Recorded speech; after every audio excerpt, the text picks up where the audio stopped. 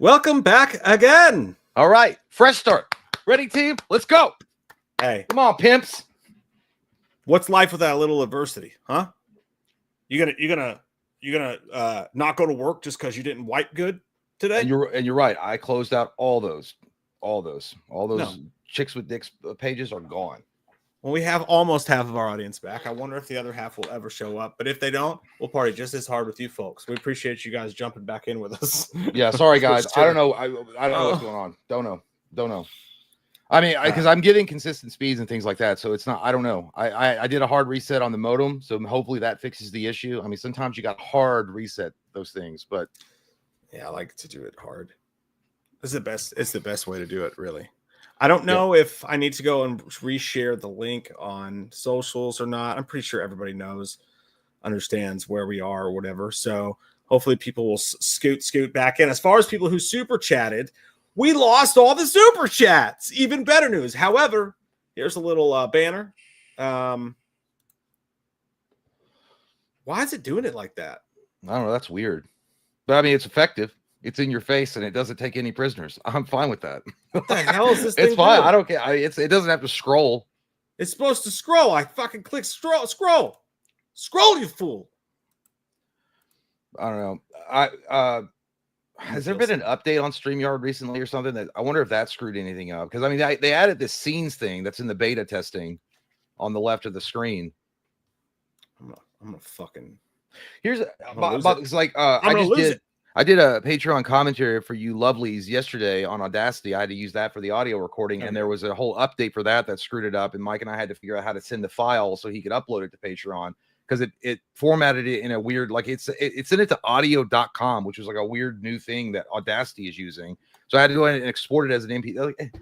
You got to keep on putting shit in my face, don't you? Get that wiener out of here. I don't want to see it. All right, you keep on dangling it in my face. Take it away now. Don't have roadblocks. Yeah, Jay was mentioned. We were talking about this. Of course, this would happen this weekend. It's not been a great week. All right, it's not been a great week with everything going on.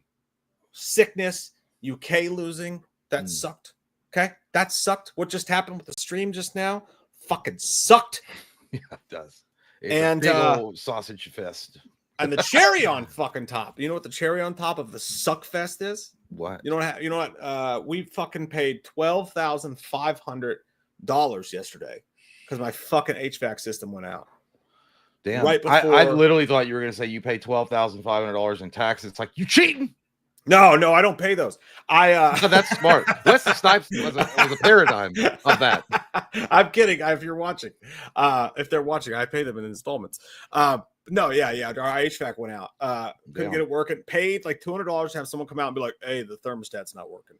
So we bought a new thermostat, connected it, stopped working after a day, and then tried to rewire it backwards. And all of a sudden, the stinky smell started coming through all the vents, and something was on fire. We're like, "Oh my god, the cat's in there." yeah.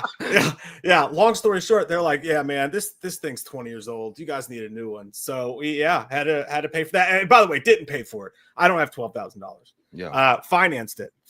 We'll be paying for it. A firm. We'll be paying. A firm is everywhere. Yeah, that's a firm. A firm is God.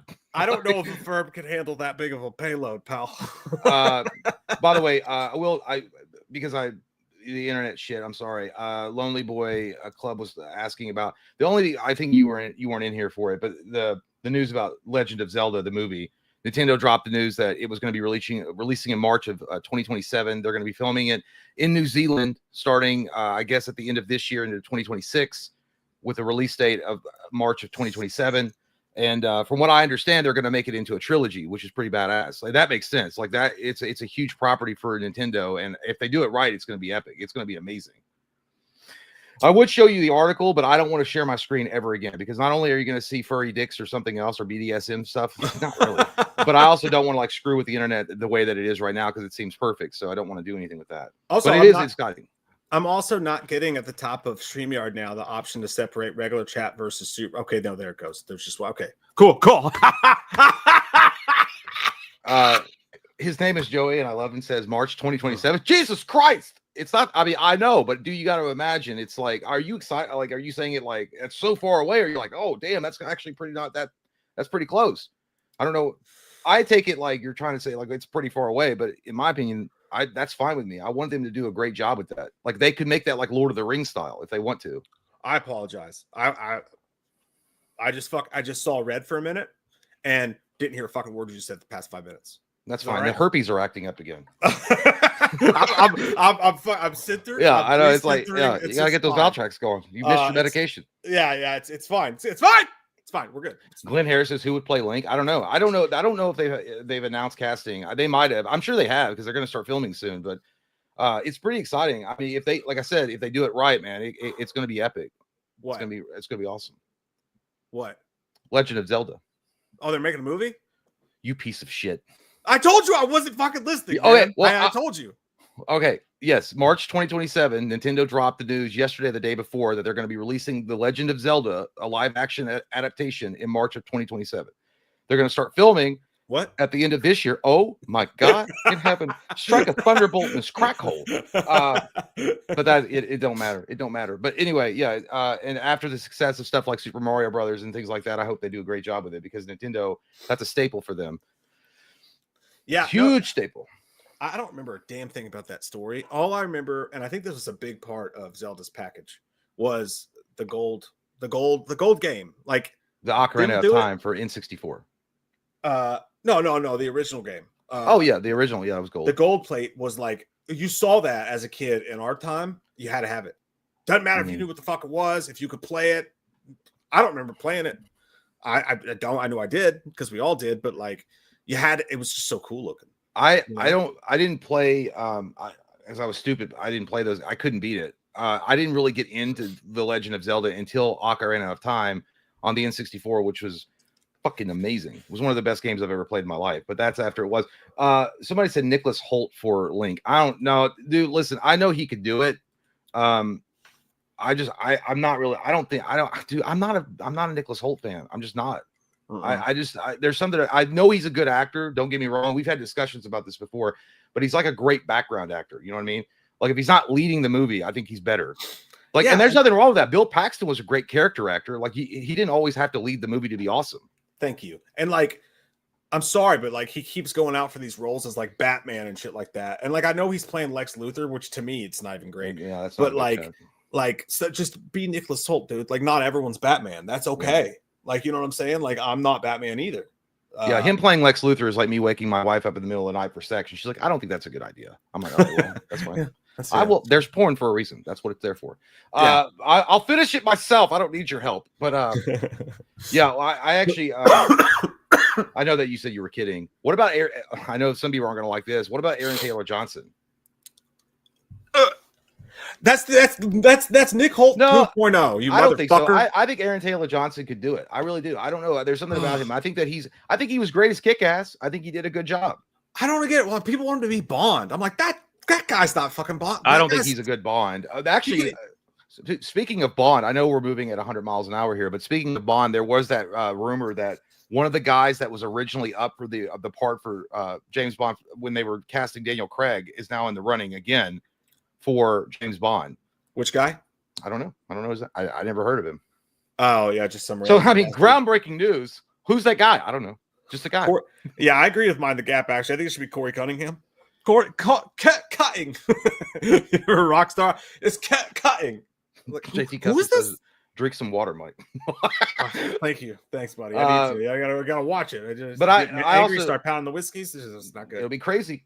Somebody was like, "Well, Link is not buff." That's true. He's not a buff dude. But at the end of the day, by the way, I will say, someone, one of you sexuals did mention it. Somebody like a no name should be cast as Link, and I think that's a good idea too. Like, kind of like how Mark Hamill was a pretty much nobody when they cast him as Luke Skywalker. I mean, in fact, most of that movie in the original Star Wars, the George Lucas original only trilogy that matters, they were all pretty much unknowns. I'm with Vidiot. I think it should be Zendaya. Like, I think we really need to, like, that's how we do it. Really Let's nice focus. for what do you call it? It'd be really nice for socialism I think Zendaya. That's a stretch. Let's connect those dots somehow. Well, we can do it if we try. I love, by the way, that they're like, James Bond can't be misogynistic. He can't go just pick up chicks and bang them. And then they're like, and then right after that, they're like, I can't wait to see Challengers this weekend when Zendaya bangs those 2 white boys on the bed. It's like, I mean, come on, like we can still have sex in movies. Oh my god, dude! Right? JT Custom was asking like, who was the guy that was considered for James Bond? And this, I just clicked because I was trying to find his name, but it says I clicked on Next James Bond. It says Next James Bond, British boy band star, touted as best outside bet for a 007 role in surprise. Harry Styles to raise. I fucking hope not. It says hold on, boy band, long time. Who is this? Let's. Relatively unknown Scottish actor Stuart Martin. That's a total newcomer. Mike Dickman have been recently quoted for the role. Don't know them. Harry Styles. You're right. Harry Styles offers. They're having bets on this. Harry Styles offers the best outside bet at 66-1.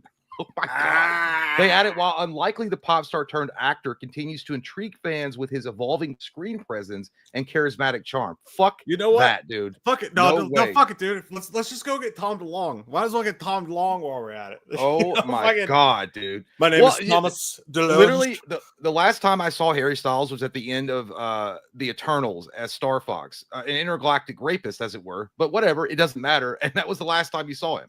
Cake on the ocean. The character was an integral. I mean, you could say Star Fox is one of those unknown characters in the Marvel universe, which he's basically, his power is he whispers sweet words and get women to do what he wants. It's kind of like a Bill Cosby mix without the juice. To be fair, that's kind of what James Bond does, buddy. Not like that. I mean, he literally, it's like, no, this guy, Star Fox, has a power that takes away free will, essentially, and he whispers sweet words into you and says, why don't you suck on my thing? And then you don't have any, and then you have a comic book I'd read. Yeah, and you have, but then you have no choice but to do it. Suck on my thing, or the ding dang. Yeah, I don't know why. I like some that. Ding dang deluxe in the Eternal. Michael says Eternals was a bullshit movie. It wasn't great. Didn't watch it. Didn't watch. It was bad. I did watch Shang-Chi because I like karate movies, but yeah, dude, I can't imagine like Harry Styles being cast as. But then again, I can, because now Amazon has complete creative control, so I can totally see it. God damn it! Well, what about going back to the Marvel thing? So they did their like 5-hour presentation or whatever, right? Because CinemaCon's going on, so hopefully we get some cool news out of CinemaCon. But I'm so sorry about that, guys. I know it's super annoying. I'm trying to lose it. Cut your vocal cords. I'm tired of it. Cut your fucking vocal cords. Die. Die. I hope you die. No, but like when you look at the Marvel here, I'll pull it up. Complete Marvel. What's the name of the movie? Avengers Doomsday. Cast. By the way, if you guys are new here, if any of you guys come in that are new, this is what we do. We shift topics so quickly. It's hard to keep up. Yeah. It's a whole roulette of crazy. Yeah, it is. Just give me the list. Just give me the list. Okay. Okay, here it is. I got the list. I need the knock list. Job. I'm Job. Somebody get that man a cough drop. It's interesting enough. The tip of my penis has menthol flavor. I can't wait. I'm on my way. Yeah, sweet. Come on over. Sweet. So yeah, it's the entire Avengers Doomsday, and it's so Thor. That's a big one. Although who really gets excited about Chris Hemsworth as Thor returning? Like he's been in 20 goddamn movies already. Yeah, he's all right. It's fine. But he is at least a major one that's there. Invisible Woman, Vanessa Kirby.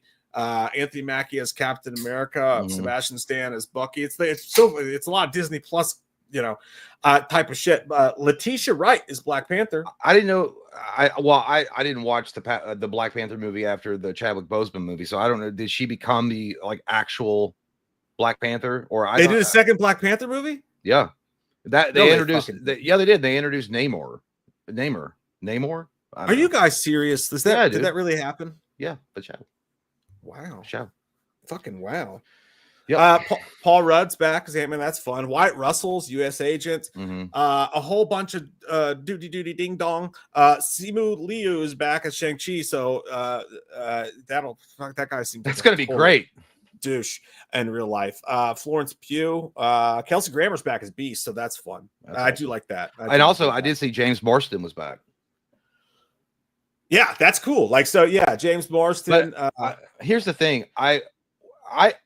Some people don't like this a particular announcement, then they're not all fans of this casting. I think the casting's fine. I mean, this movie is going to be expensive as fuck.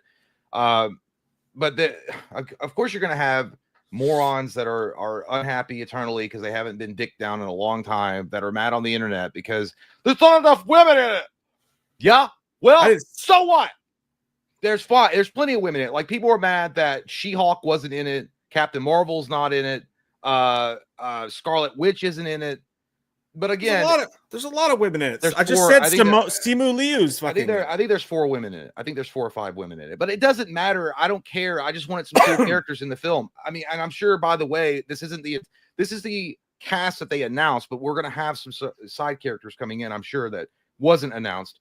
But either way, it doesn't matter. The reason why Captain Marvel, Brie Larson, and She-Hulk weren't included in this casting as far as the big announcement for Marvel is because they lost some fucking money. You know who's missing? I don't really give a shit about counting genders or races like it's a fucking bingo card. But, like, you know who's missing is Daredevil. Daredevil's not on this fucking list. Why isn't Daredevil on this fucking list? He's doing pretty great for the MCU right now. Punisher's not on this list, obviously. I think Spider-Man's not on this fucking list. Wolverine. Ow, my finger. I think that like I said, I think there's going to be characters coming in. But again, it's not about like whether or not it's like got an equal balance of genders. I just think of people that, like, that's what I'm talking about. Like, that's all they focused on. They want to be negative Nancy and get their panties in a bunch and worry about that instead of like, hey, this sounds like a cool, decent cast to me. Let's just see what we get. By the way, I'm not a wuss who just bent his finger and went, ow. What I broke this finger playing volleyball, and I just never got it checked out because, like, I'm a man and we don't go to the doctor. I put cigarettes on it and it didn't fix it, so I'll try again tomorrow. When my finger falls out from a defection, I'll just let it fall off. That's what men do. That's what men do, you know? But Blade, Gary says Blade's not in it. I mean, again, I don't know. I mean, I will say, based on the cast alone, it's already going to be a very expensive movie. I mean, 100%. Yeah. And this movie has to succeed. Like, but like, given, like, okay, the biggest names may not have been added to the list yet, right? Chris Evans. And if that's the case, what the fuck is this movie going to be about? Is it just going to be a constant revolving door of introducing new characters? How many people can you just morph into a fucking film? I feel like this is like the reset button for the MCU, that they need Russo brothers to do it for them. And like, they've already introduced that concept with Deadpool Wolverine by resetting everything and like making a new universe that includes the X-Men and the Avengers and the Fantastic Four, but then getting rid of all that multiversal shit that's kind of got annoying to a lot of people. So but again, this movie has to be successful for MCU to move forward. You know what it feels like to me, dude? This feels like when my wife goes to like Dollar Tree, right? And she's like, it comes back like, how much did you spend? She's like, spent $200. It's like, but it was the Dollar Tree. So look at all the stuff I got. Yeah, you know what I mean? Like, there's a whole lot of people in here I don't give a fuck about. Like, oh, cool, this cast is huge. Like, I don't give a fuck about 89% of those people. It's Dollar Tree.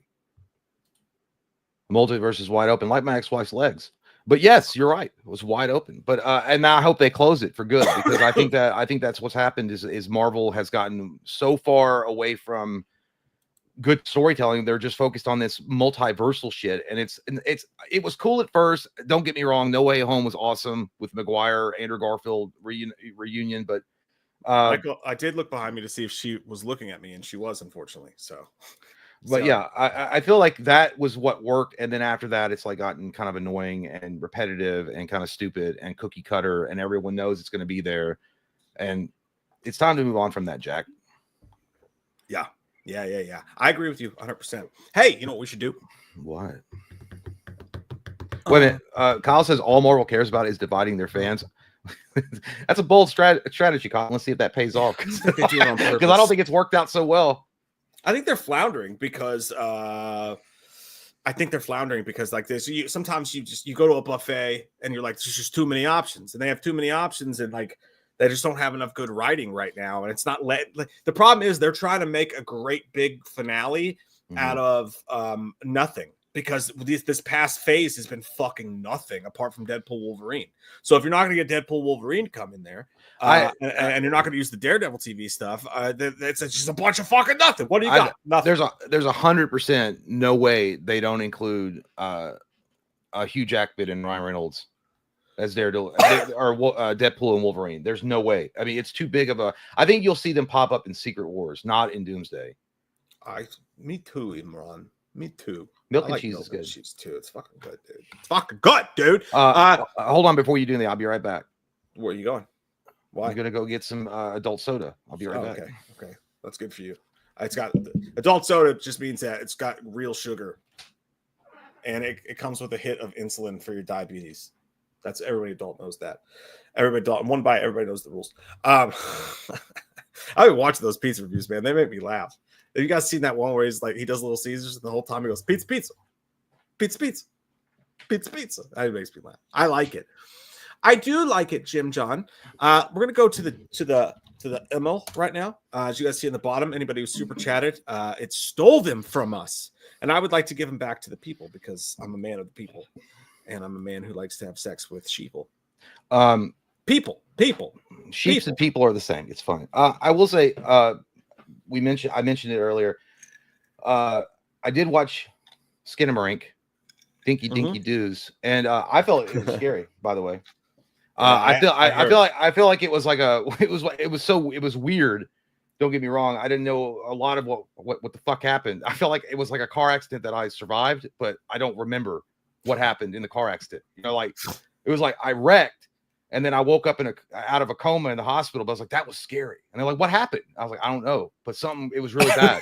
That's what it was. Like, but I will say those two children in that film are some of the dumbest kids in any movie I've ever seen in my life. Fuck them. They deserve their fate. When you hear creepy ass voices telling you to come down to the basement, come upstairs, and then you go do it, and then you see your creepy, weird mom that shouldn't be there sitting on the edge of the bed and be like, we love you very much, Carla.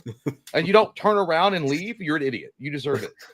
You deserve what happens to you. So Jay did this, and it's on the Patreon, right? I put up the entire commentaries on the Patreon, but Jay did this, and he sent it to me. And when I went to upload it, I just clicked one random spot in the thing to make sure the sound was good. And the one spot I happened to click on was right when Jay goes, "Mike's a fucking liar, dude. He said that nothing happens in this movie." I was bitching you out because I was not only bitching you out, I was bitching out the chatterers too, because they were all like, "Dude, there's nothing that happens. There's nothing. It's boring. Nothing happens, bro." And what happened is that's fine. I believed your lies, and you live on a throne of lies, and I believed those.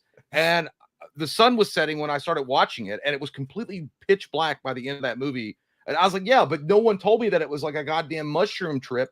And I was sitting in the dark listening to these creepy ass sounds, because to me, what makes things scary is not what you see, but what you hear. And that shit freaked me all the way the fuck out on certain areas. I want you guys to watch. I want you guys to watch and pay close fucking attention, because this piece of morose motherfucker right here, I knew you were going to love it. You know why I knew you were going to love it? I didn't love it. Just because, well, I knew you were going to at least find some fucking contrarian bullshit. Because I said the movie's not scary. Nothing happens. It's 2 hours of drywall.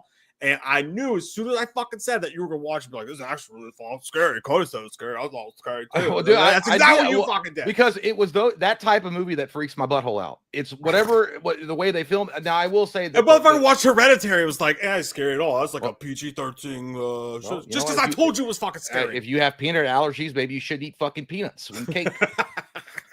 And not stick your head out the window without a seatbelt on. I don't know what you're doing. But no, I will say here, the thing is, it was the way it did freak me out, but the camera angles, and I did bitch about that quite a lot during the commentary, because they did start getting annoying. Like, I get the whole artsy fartsy thing, and you're trying to make it look like a dream world, kind of like a night terror situation, but the way they were like filming and angling it up at the ceilings, and all you could see is like the feet running around, and like I was like, what the fuck is this? And then the toilet disappears. That actually scared me, because the sound went, oh, like that. And the toilet disappeared. And then they I literally said they're going to have to shit in a bucket. And they bought 2 buckets in there. Yeah. No, that was that. So I posted. I gave it a 7, by the way, just so you know. I gave it a 7. This is really funny, actually. I'll show it to you guys just in case you don't follow us on Instagram. If you want a teaser of it, I made this. I don't know if you probably didn't watch it yet, Jay, but hang on. That's not true, Merlin. That's not, Merlin's like this. He's like, our worst movies we hate, Jay likes, and the movies we love, Jay hates. Haha. That's not true. Go back to Camelot and it has to be a spell of truth. Because that's not always true. Next time I find a movie that's what I was gonna say. Next time I find a movie that I really fucking love and think is really scary, I'm gonna be like, "Hey Jay, don't watch this movie. It fucking sucks." And I'm gonna wait for you to come back and be like, "That was scary." And I'm like, "I know it's fucking scary. I tricked you. I double negatived you." Well, here's the thing. I can't always agree with everything, but I mean that would be a boring show. But it's not because I'm out like I'm going out of my way to be like, I'm gonna make sure I like this fucking movie if I have to strap my eyeballs with scotch tape and put giggle gas in my lungs. I took just several snippets out of Jay watching Skinamarink. The whole thing again is available on Patreon. God, I look like I'm waiting on a huge dick in prison. I'm underneath him. That's my booking photo. Listen to this shit though. Up. Obviously, something's weird's going on. There's literally a window lit fucking wall with blinds attached to it, and it's quiet as fuck and it's dark everywhere. Tell him he's literally like giving away your location. The burger monster. You can suck my straight out with a chocolate straw. You are out of your mind if you think I'm gonna look under the bed. What in the fuck are you talking about? Holy oh, I'm getting out of here. Fuck Kevin. Fuck the house. I don't care if dad's coming back. Weird mom is in here. I don't know what's happening. I'm getting out of here. All right. I've had enough. Muffled sob, scratching. What the fuck? That was what Yep, there is. What the fuck are you talking about? Of course there's someone here. Get out. Oh, God, dude. Yeah, go back downstairs, Kaylee. I said that 18 times like 50 minutes ago. Oh, my shit, dude. Bone crack. What are you doing? Get out. Oh, yeah. Let me just stand here. It sounds like a drunk voicemail you get from an ex-boyfriend in the middle of the night. That's fucking whore. Goddamn Mona Lisa of holes. Yeah, Kevin's an ass. Like he's literally trying to get you killed, Kaylee. First off, you need to like understand that. Fuck you, you goddamn emphysema sounding face. Ah! Damn it. I'm sick of it now. I'm sick to death of it. First off, Mike's a liar, dude, because he told me that there was nothing like that. You didn't even see anything. Dude, tell Kevin to shut the fuck up. Obviously, something's weird. It was funny, dude. I didn't watch the commentary. That literally sounds like a cop's like a cop's body cam footage from 1996. What happened? What like I didn't even. People said it sounds like a Mel Gibson phone call. It does sound like that. He said I didn't have a daughter to call a whore or whatever he called her. But the thing, like what happened is though is like I was like I was fine, and I didn't even start drinking adult juice until like 45 minutes into it or 40 minutes into it, and then it started ramping up, and I was like, "What is this?" It's like your friend lies to you. It's like your friend lies to you to get you go on. It's like, well, no, it's like I don't. That shit scares me. I like you know what? It's like your friend lying to you and be like, "Dude, there's no like getting you on a roller coaster." I'd be like, "No, dude, it's just like a normal roller coaster. What are you talking about? It's fine." And then when you get up to the line. When you get up the top of the line, they're like, "Oh, you got to stand up on this bitch." And you're like, "What?" My friend told me it was a normal roller coaster. Like, no, we're gonna stand you up and then turn you upside down. I'm like, "Fuck!" And then you can't act like a pussy because you're at the top of the line. I'm gonna turn you inside out. Okay, real quick, before we do the Final Destination trailer reaction, want to read through the super chats that we missed in the first stream. And before we get into those, I did notice one before we got started, and By the way, that was good editing. That did sound like Happy Gilmore when he was fighting Bob Barker. Price is wrong, bitch. Oh my fucking god, it did sound like that, dude. It did. Okay, so Sean Petrick said if $4 super chat from Sean Petrick. Thank you, buddy. Thank you, man. If you could make a Final Destination kill, what would it be? Like any Final Destination kill. Being in the room for 5 minutes with my ex-wife while she's drank. Your face is gonna melt, bro. I don't know. That's a good one. I think that it's tough. Give us yours in the chat, by the way. Have they ever? No, I think they definitely have done they've done an electrocution kill. I got one. Horse trampled by horses. That's a good one. Rough way to go. Especially if it takes place in Kentucky. Yeah. You could do racetrack. They could do a racetrack thing, and a bunch of people get trampled by horses. What if a bunch of people got stuck in a small area with horses, and for some reason the horses got all riled up, and like a large group of people were stuck in a small place, and like 50 horses somehow got in there with them, and then it trampled all of them, and all the people got trampled. Or you could do a zoo. You could do a zoo Final Destination where like a bunch of animals got pheromones, and then like they went crazy and they killed all the people in the fucking zoo. I can't. I mean, those are good. I can't do. I was gonna say maybe a concrete mixer, like getting your foot caught in a concrete mixer and being pulled in.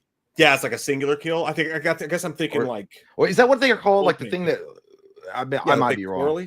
The big twirlies. Yeah, but I don't think that kills somebody. Like the thing that like crushes things down. I'm stupid. I don't know. I don't do outside work. Water parks. I don't do outside work. Well, I don't know what that is. I don't know what it's called. Like the spinny thing that like crushes down things. Very descriptive. I'm going to be a hell of an author. Compactor. Something like that. I'm going to be a hell of an author. The spinny thing that crushes you down. Yeah, that's a really good question, though, by the way. Thank you. A steamroller. I think that's what it is. A steamroller. Yeah, steamroller would be good. They haven't done that. That's what it meant. Yeah. I have an uncle, West Virginia. They work for their money in West Virginia. I don't know if you guys know this. Had his hand caught in a steamroller in a factory. Literally melted or like squished his hand. He had to have a bunch of skin grafts. His hand's still not right. Crazy shit. He should have put off. You know how I lost his hand on the high speed. Take my strong hitch. How? Good man though. Shay says, $2 super chat says the it guy must have heard what Jay said last stream. The IT guy must have heard what Jay said last stream. I gave him nothing but compliments and rainbows. If I was the Spectrum guy. Yeah. If I was any more complimentary, I would have been blowing him on stream. So I don't know what you're talking about. I mean, other than like I was saying he had a speech impediment, but I wasn't making fun of it. I can't emulate somebody without I can't do it. I don't know what it is. I just try to do their talk. I don't know. That's exactly what Jay's about to get a knock on his door. And if that guy, Jay's gonna call him, and he's gonna show up at the door with a ripped wire. With like a cut wire, and he's gonna be funny how you call when you need something. Well, you want to go hang out at medieval times? I'll do that. That's fine. I mean, let's get some chicken. That's fine. Then he flips on the breaker, and he's like, "What's the deal with the cut wire?" He's like, "Oh, it's just for effect." Great scene. They have been doing a lot of renovation around the apartment, and like 2 days ago, they buried the line that the guy had just worked on, and they're adding like little stone rocks and shit around the part. I was afraid that's what they fucked with it. But I think what it was is like I haven't restarted the router one time or the modem one time since that guy fixed it. And also they've been doing upgrades in and around the area for the last week. So that could have been what it is. But I think that guy, I literally gave that guy like a 5-star review on the Spectrum questionnaire. Yeah. Here's the issue. One of the reasons we wanted to make sure Jay had better internet was so that we can record in HD and put up clips on the internet afterwards. But doing that takes an extreme amount of internet. And so the first time we did that, it worked great. Tonight when we did it, so the internet clearly works fine, like just to stream. It's not like it was before, even now. Yeah. But it's currently not strong enough to do both. So we'll figure that out. No big deal. Well, I'm just glad we got it going. Right. Like I'm literally testing it right now, and it's like it's pulling in a shit ton of download, and it's actually faster on upload, which is weird, but it is right now currently. So I don't know. It could have just been. It very well could have just been the where I hadn't reset it, because sometimes you got to do that. You got to reset your router and modem.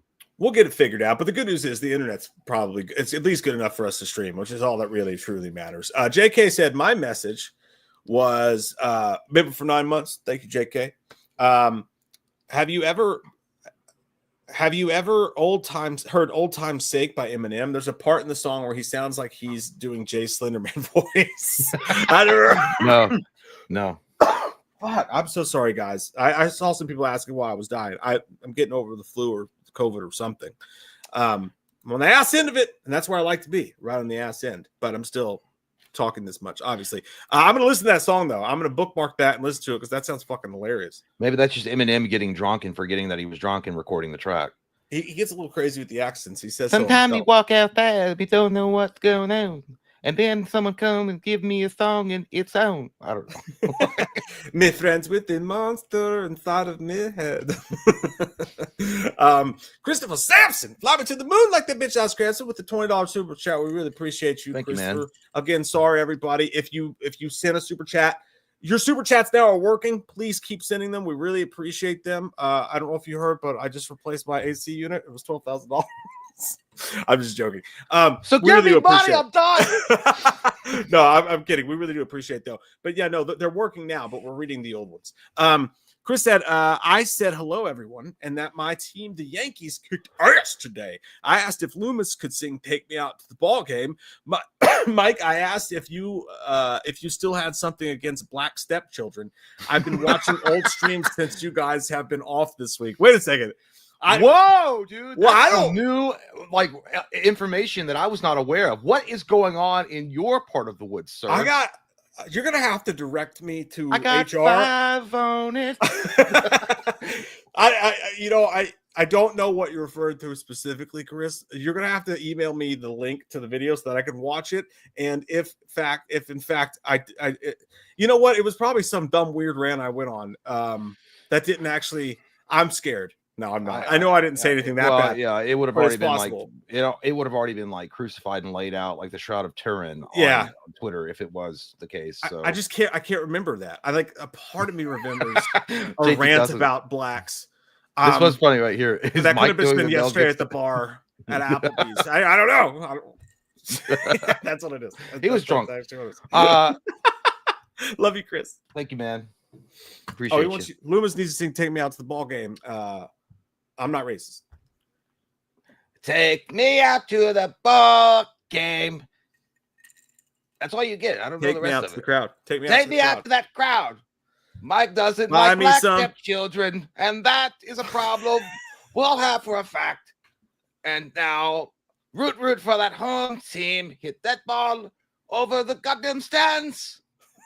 Because it's 1, 2, 3 steroid shots you out at the old ball game. Well done.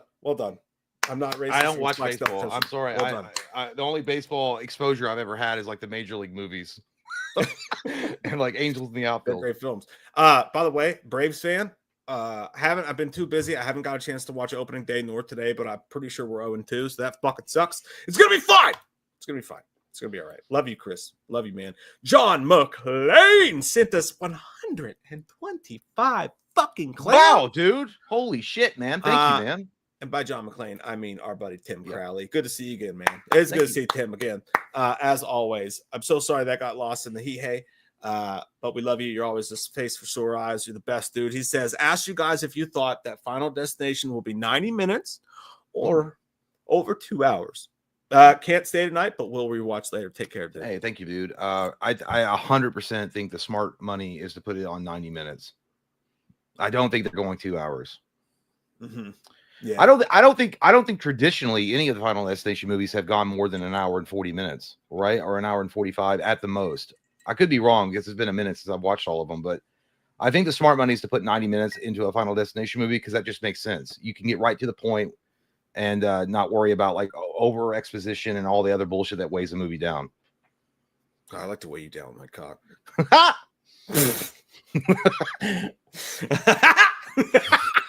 That's cocaine. It's kicking in. That's what you do when it goes in. You go, yeah, it's shot because I'm not ready for it. I dropped the soap. Just trying to throw you off guard there. You know what? I fucking 100% agree. No, said the hoe. Do not go over 90 minutes for Final Destination. No. Don't ever do it. One of the only good things about Woman in the Yard this weekend was that fucking piece. Oh yeah, was that good? God no, it was fucking awful. Oh. Maybe that's what the black stepchildren think. I don't know. No, they weren't even stepchildren. I don't know. They were just black, but that wasn't my problem with the film. I would immediately walk away from the hole that is currently happening. Metaphorically. Metaphorically, just walk away from it. There's always a moment there where you go, should you say it? You're going to say it, aren't you? Yeah, I'm going to say it. No, but Tomo is saying spoil it. Spoil it. No, people may want to go see it. I'm not going to see it. Don't go see it. But honestly, it makes no. I could spoil it. It makes no fucking sense. I think I saw. I think I saw. Well, I don't know if you posted it. I don't know. It was just basically jump scares, right? Like empty jump scares. The jump scares were the best fucking part, though. But they were like bullshit jump scares. There's about 25 minutes of the movie that's kind of a cool M. Night Shyamalan idea, like. Like in Signs when they're like in the closet watching the TV, waiting to see what's going to happen, sort of cabin in the, like there's about 20 minutes of the movie that's good. Mm-hmm. The first half of the movie is just the mom being like, I didn't pay the electric bill. Sorry, fuckers. And then like the second half of the fucking movie is just her whining about shit. Quit whining. Dreams. Quit the whining. Stop whining. Yeah. Whining. And then like, dude, when they explain who the woman in the yard is and what it is, like, the homeless hobo from San Francisco that found her way. Even worse. Doesn't even make fucking sense. It's like it's the one. Well, hey, a lot of people are saying spoil it. They're saying they're not going to go see it. I don't want to. Say Cody Lee spoiled it. Well, I'm not Cody. Do it. Do it for the fans. There's nothing to spoil. It's stupid. You don't have to see it. Who's the woman? She's in the yard. But what does she do in the yard? Nothing. She just stands there. Yeah, she becomes a big shadow monster at some point and makes her way in the house. Get up, you son of a bitch! And then she chases the kids around, and they're like, "No!" But then they're like, then like she chases the kids around, and they're all like, "No!" And the mom's like, "No, not my children." The monster was it okay? Let me ask you: was it worse or better than the Curse of Sharona? My Sharona. Worse. Oh, it was worse than that because that's bad. It was worse. Holy fuck, dude! Because I actually went to the theater and saw that one. And all right, I'll spoil it. Everybody, close your ears. Close your ears if you don't want to spoil it. Go ahead. I'll be right back. I'll be right back. I swear. I'll be right back. 12 seconds. I'll spoil it for you right now. There is no woman in the yard. It's just this woman. It's her. She's chasing her kids around the fucking house all googly because she feels bad because her husband moved her kids out there to the farm because she wasn't happy in the fucking city. And then she got there and she's like, well, I'll just leave then because I'm not happy here. And he's like, I can't keep fucking moving, Sheila. And then she's like, I'll just fucking leave you then. And then he's like, and then she gets in the car and drives and then fucking wrecks the car and kills him. And then she gets so depressed that she killed him that she doesn't pay her kids electric bill or take care of her fucking kids or do anything for it. And then she just yells at the teenager the whole time. He's taking care of the little girl, taking care of the whole fucking family. Then in the movie, you realize this bitch is just crazy, dreaming about killing her kids and shit, chasing around the fucking house. And then all of a sudden, the demon's like, she's like, oh, it's the demon trying to make me kill myself. And then she goes to kill herself, but then she doesn't kill herself. And then like, she made it. It's fine. And it's like, that woman tried to kill. CPS should be the woman in the yard. If CPS was the woman in the yard, the children would be safe. CPS isn't there. That's actually the only scary thing about the movie. Rant over. Do you know what's funny? Is all I saw when I was walking in is like you doing this because I couldn't hear you, and I was like, he's going on those rant about those black stepchildren again. It's ridiculous. Just when we thought we got over it. No, well, you know what? I had no desire to see it, not because it looked scary to me, but it did look like dog shit, watered down horse shit. But yeah, so what did you give it? What was the if score? This was a whole movie, CPS would have been the Ghostbusters showing up to save the day. Like that. Yeah, that's it. That's yeah. Accountability would be their ghost trap. We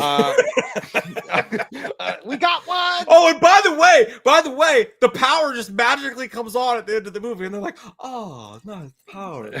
Well, what was the score you gave it? I didn't actually even score it. I just did a reaction. What was it? Was it below 5? I'd give it a 3. Okay, John. well, I'd give it a 3. That's what I get. Yeah. I wonder how quickly it's going to be available to stream, like on Amazon. Tomorrow. Probably. Baby by tomorrow. Speaking of movies, when I complained about it, by the way, people were like, "She has mental issues. It's not her fault." I'm like, when you have fucking kids, you got to get the help you got. Dude, you're talking about me being contrarian. It sounds like a lot of bitches when you review movies. There's a lot of contrarians that come in there that just defend it because they don't like you. Most people don't like your vibe. They don't like your face. Most people agree with me on this one. Okay, Most people do agree with me on this one. Even the critics agree with me on this one. Hot flavored duty diapers. Speaking of films that'll be streaming soon. White, it lost the #1 box office moment to the new Jason Statham film, which is not a good sign at all. If a Jason Statham movie, again, if it's not the beekeeper, it's the huntsman. If it's not the huntsman, it's the woodsman. If it's not the woodsman, it's the submariner. Like, it's always funny now that Jason Statham comes out with these movies and he's like the beekeeper, or like the next time he's gonna be the electrician. It's always like, it's weird. Like, it's always he's doing these movies, but that took over #1 spot at the box office. What was it? A Most Violent Man, or no? It was a regular guy. Got regular guy. The railroad guy. Railroad man. I don't know. Whatever what's the name of the movie? A Working man. The Working Man. Yeah. He doesn't have a lot, but he works hard to take care of them kids. Yeah. So apparently that took over the #1 slot at the box office. Not good for the Snow White. But you know, I was thinking about that. By the way, I haven't seen it yet. I'm thinking about going tomorrow. I thought you wouldn't seen it. I was gonna, but I was hoping that maybe you'd be like, I won't go to the dude, and then we go see it together. So instead, I went to go see the fucking unicorn movie, and that shit sucked. Well, I really did feel bad about that because I wanted to do it. Like Mike came out with this great idea yesterday, and he was like, "Hey, you want to do all this?" I have are great ideas. Shut your goddamn! It was actually a bullshit idea, and I think it was just laced with racism and anti-Semitism. I didn't. Like hey, yeah, you want to go to the park and beat on some? Yeah, some like, you want to get your MAGA hat, your rebel flag, and just go around town. No, I'm kidding. Never mind. I'm just kidding. I don't care about any of that stuff. But no, he had some great ideas that he was texting me over. But I was sick as shit all day yesterday, and I literally slept till like 3:30 in the afternoon. I was out. Yeah, I heard that they had to pump his stomach they had to so much. Yeah, it was so much cum. This is ridiculous. It was coming out in waves. It was like lava from the villages of Pompeii. But no, yeah, but he had these great ideas, and I was like, fuck. And I felt bad, and I woke up and I was texting back. I was like, "Hey," so I was like, "Hey, man, if it's too late to do all that stuff, I'll do the commentary for Skinamarink and get that up if you want." And he didn't respond back. I was like, "All right, well, he's bad. That's fine."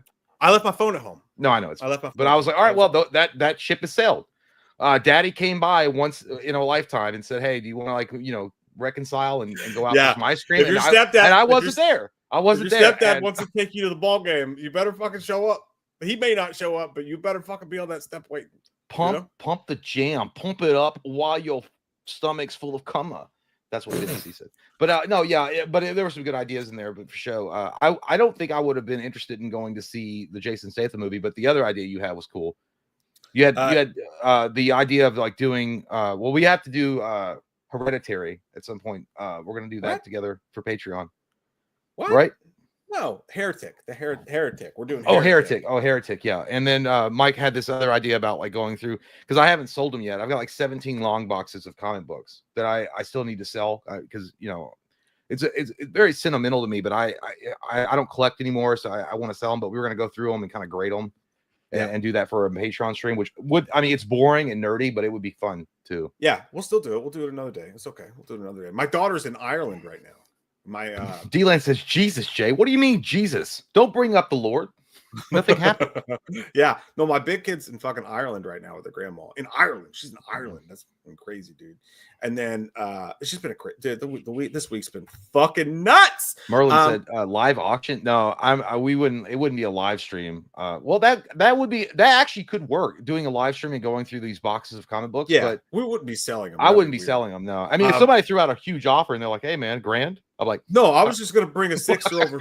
I was just gonna bring a sixer over Jay's house and be like, break out one of them boxes of combos. Let's turn on the camera and see what's what on Patreon, and we could just fuck around. You know what? To be fair, I've got some really cool shit in there, like really good stuff. Like I haven't gone through them in years, but there was some stuff I was collecting really hardcore in the late '90s, and then I picked up a lot of some issues in the mid, but I quit around early 2000s when I discovered vagina, man, and I quit doing it, and wieners. But I quit doing it. But the one dude, what really, I'm like, oh fuck, dude, if you just pick, I know it'd be cool, you guys. It's a good fucking idea. I'm full. It was a good idea. D-Land says quitter. I know, I suck. I also quit smoking. I should just keep doing it. I'm an idiot. But no, well, I vape, but it's not the same. But one of the comic books I remember seeing when I was a kid, and I didn't pick it up because I was like, it's not part of the regular universe, so I'm not gonna read it. Was the Ultimate Spider-Man, and I saw like issue 1, and God, that was worth a lot. I have that one, Lonely Boy. I do. Yeah, I have that one. I have the Death of Superman still bagged in the black, paper with the red Superman symbol, and then I also have on my fucking body, you cunt.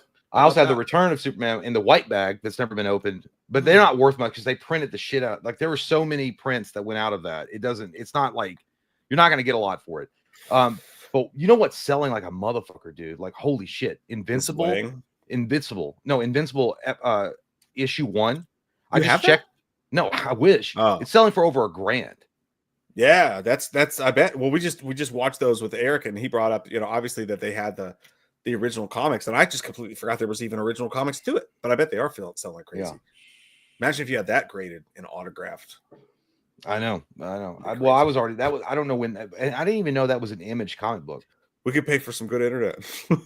Yeah, I need it. It's gonna go towards my internet bills.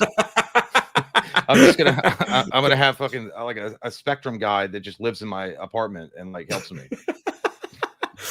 Jonathan Martinez, $5 super chat. Thank you, buddy. Says it was from the Boogeyman. I gotta remember not to read people's names. I apologize for that. You guys putting your actual name. Oh shit. Doxing. Jim John June says every time Jay's internet goes out, I need everyone to yell, "It was doing very well last night." Yeah. I listen, I'm falling over myself apologizing because I don't know what else to do. Okay, I guess I'll just curse the gods. I don't know. I literally at this point I'm just gonna pack it up, get off the internet, retire, and just go on the road like Rambo and like find myself in a small town.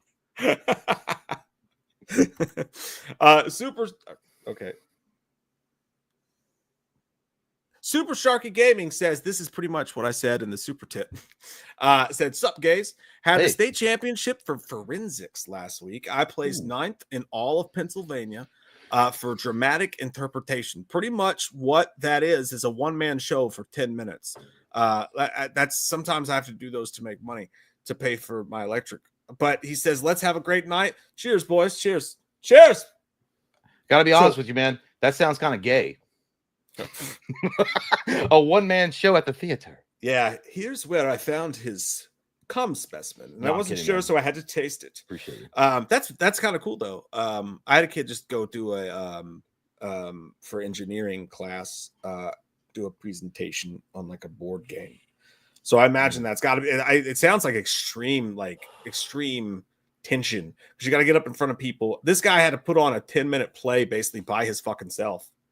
I hope he pulled out some Forgetting Sarah Marshall. Like, can someone say Dixicle? Like that would have been awesome. I would have like lost the plot after about 4 minutes, and then I would have pulled out a pack of Marlboro Lights, and then like start smoking on stage and be like, "Woman, beautiful woman." Left me. That would have been good. I'm like, oh, this guy is like inventive. Wow, what a poem. And like, it's not. I literally stole it from So I Married an Axe Murderer. But I'm glad you haven't seen it. Yeah, once you could have gone Cable Guy too. Like once you cracked the case, you could have been like, "Play up, play up." Yeah, you know what? I've always being on stage and doing something like that. I think Mike and I could probably thrive. Like it'd be nerve wracking at first, but once you get into that element and you start feeling it, you're like, I feel like you got to be like a little bit like, no, it's gonna sound bad, and I'm not talking about you, but you got to be a little bit narcissistic. You're like, I know my shit's good. Like I love the way I talk, and I love what I'm talking about, and people are gonna love what I'm saying, so it's fine. I can get on stage and do just about anything. With about a half a fifth of Maker's Mark. You guys want to see me suck my own dick? Yeah, anything is possible about a half of it. I will find someone to laugh. If I have to bend over and stick my own finger in my bum and go ooh to make you laugh, I will, because I'm shameless. Yeah, you know what? For current Oscars, you probably win one if you did that. Yeah, it's so brave. It was amazing. It was. I like the statement he's doing about the Native American Indian here. Rachel Zegler is coming out to give him an award right now. Matt Hayes said, I forgot what I said, but I just wanted to thank you guys for being yourselves. Since I got here, you guys, though, have you seen the Friendship trailer? Paul Rudd, Tim Robinson vehicle looks dope. We need comedy. Love y'all. And my super chat was $5. Catch up on the stream. Thank you, man. Thank you, man. True, we do. We need some old classic raunchy comedy that's not afraid to push buttons. That's what we need. I literally just watched Dodgeball again, like 2 or 3 days ago, and like awesome. I was like, "There's no way that movie's gonna get made today. No, there's no fucking way." But it was awesome. Yeah, Michelle. No, when he was like, and he like jumped onto the bike, and he was like, he's like, you like that freaking doll. It's like, and my fitness conciliator, Michelle. I like when he shows up. He's like, suffocated kumquat. He's like, no, I actually just had some. But no, I did see the trailer for that. It looks pretty good. It's a question of like how serious is it going to get versus comedy. Seems like one of those things that could be really fun, and then it gets too serious, and then it gets dark. Kind of looks super awkward, by the way. It's like basically I Love You, Man, sort of, just with like a horror tinge. Nobody basically blood. No, I was trying to. God. There, that's what I was talking about. If you dodge a penis, you can dodge a ball. I like to eat it from the back. Well, here's the thing. Not really. Yeah, but you are absolutely Your right. Like nose I out. feel like the world, if anything else, needs comedy. Like, and it needs like classic comedy. That's just like, again, it's not afraid to like, again, push buttons. That's what it's all about. Yeah. Making fun of like serious things to make light of it, to get people relaxed a little bit. Yeah. And by Calm the your way, tits. not the Elon Musk kind of. We need to bring back comedy. No, I'm not. I'm not. We're I'm just talking about like. I'm just talking about not being restricted and constricted about like being canceled. Scary Movie 6 might do it. Might bring back the wand. We'll see. I want nothing more than that movie to succeed. But again, you look at stuff like Super Troopers 2, and you look at stuff like Dumb and Dumber, the sequel. I know there are people that like that stuff, but it always felt watered down. The new Happy Gilmore. That's right. Man, I don't know. I really didn't get anything from that. It's like, yeah, that's like, like that'd be like a dude sucking me off. Like, it's just not working. I mean, all right, Army Hammer. Yeah, Army Hammer. Like, I tried it. Like, I Army Hammered it in the bathroom with this random dude. Dude's shoulders just too big. But no, I looked at that trailer and I was watching. And I was like, I got nothing. I got nothing for you. Like, it'll probably it probably will be decent, but it's not going to recapture that lightning in a bottle Happy Gilmore, because it feels like they're playing it safe too. It feels like they're trying to make it this nostalgia fest. It's like, dude, shit. We just want to laugh, dude. We want to forget our problems and forget crying and shit. Which is what we do. Well, JT Kessler's like, the Waynes are doing it though. I know they are doing it. Yeah. I'm not saying that, obviously, like, that's why I have high hopes for it. But at the end of the day, they're also beholden to their, masters that are the movie studio, and what they say goes. Careful. I mean, if they're like, hey, we don't like that shit, take that out because you're gonna offend X, Y, and Z. And then what I do know about the Wayans is that they took on the Weinsteins like hardcore, like they sued them, they through all the shit. So like, I know they've got the nut sock to go out and do it. So I hope they do. By the way, you all are being assholes right now in the chat. Like, what are you talking about? Like, I just saw some of these comments, and like, that's not what I meant. Holy fuck, dude! Like, I gotta stop. I was like, no, I gotta stop and address that shit. I mean, I don't care what color they are under the fucking rainbow. I'm talking about their goddamn corporate lords. I try. You can't do anything subtle in a live all right, stream. You know what? Like, I guess my heart to you. My heart to you. Here we go. End of the story. Someone should have done that to Elon on the fucking stage, huh? Yeah, but at least you have the nuts to be like, I didn't mean that. That's not how I meant. Well, that's true. Because I don't want, like, I was like, I didn't realize that the audience was full of tampon pussies. So let me clarify what I meant. I wasn't talking about thing. I think we just got to be more careful. No, I know, it's fine. I'm kidding. It's fine. I'm kidding. I know, but it is. But that's the kind of world. Like, imagine being a creative comedic genius in a lot of ways. That the what is it like to be you? I don't know. Just misery. But I'm saying, imagine being in that mindset where you're like, man, I got to be very careful with what I say, with what I do. I can't even make something fucking funny anymore because someone's going to accuse me of being a phobe. I know exactly what you meant. But as it left your lips, I was like, take it, put it back in. Yeah, I was like, I wasn't aware that we were streaming on MSNBC.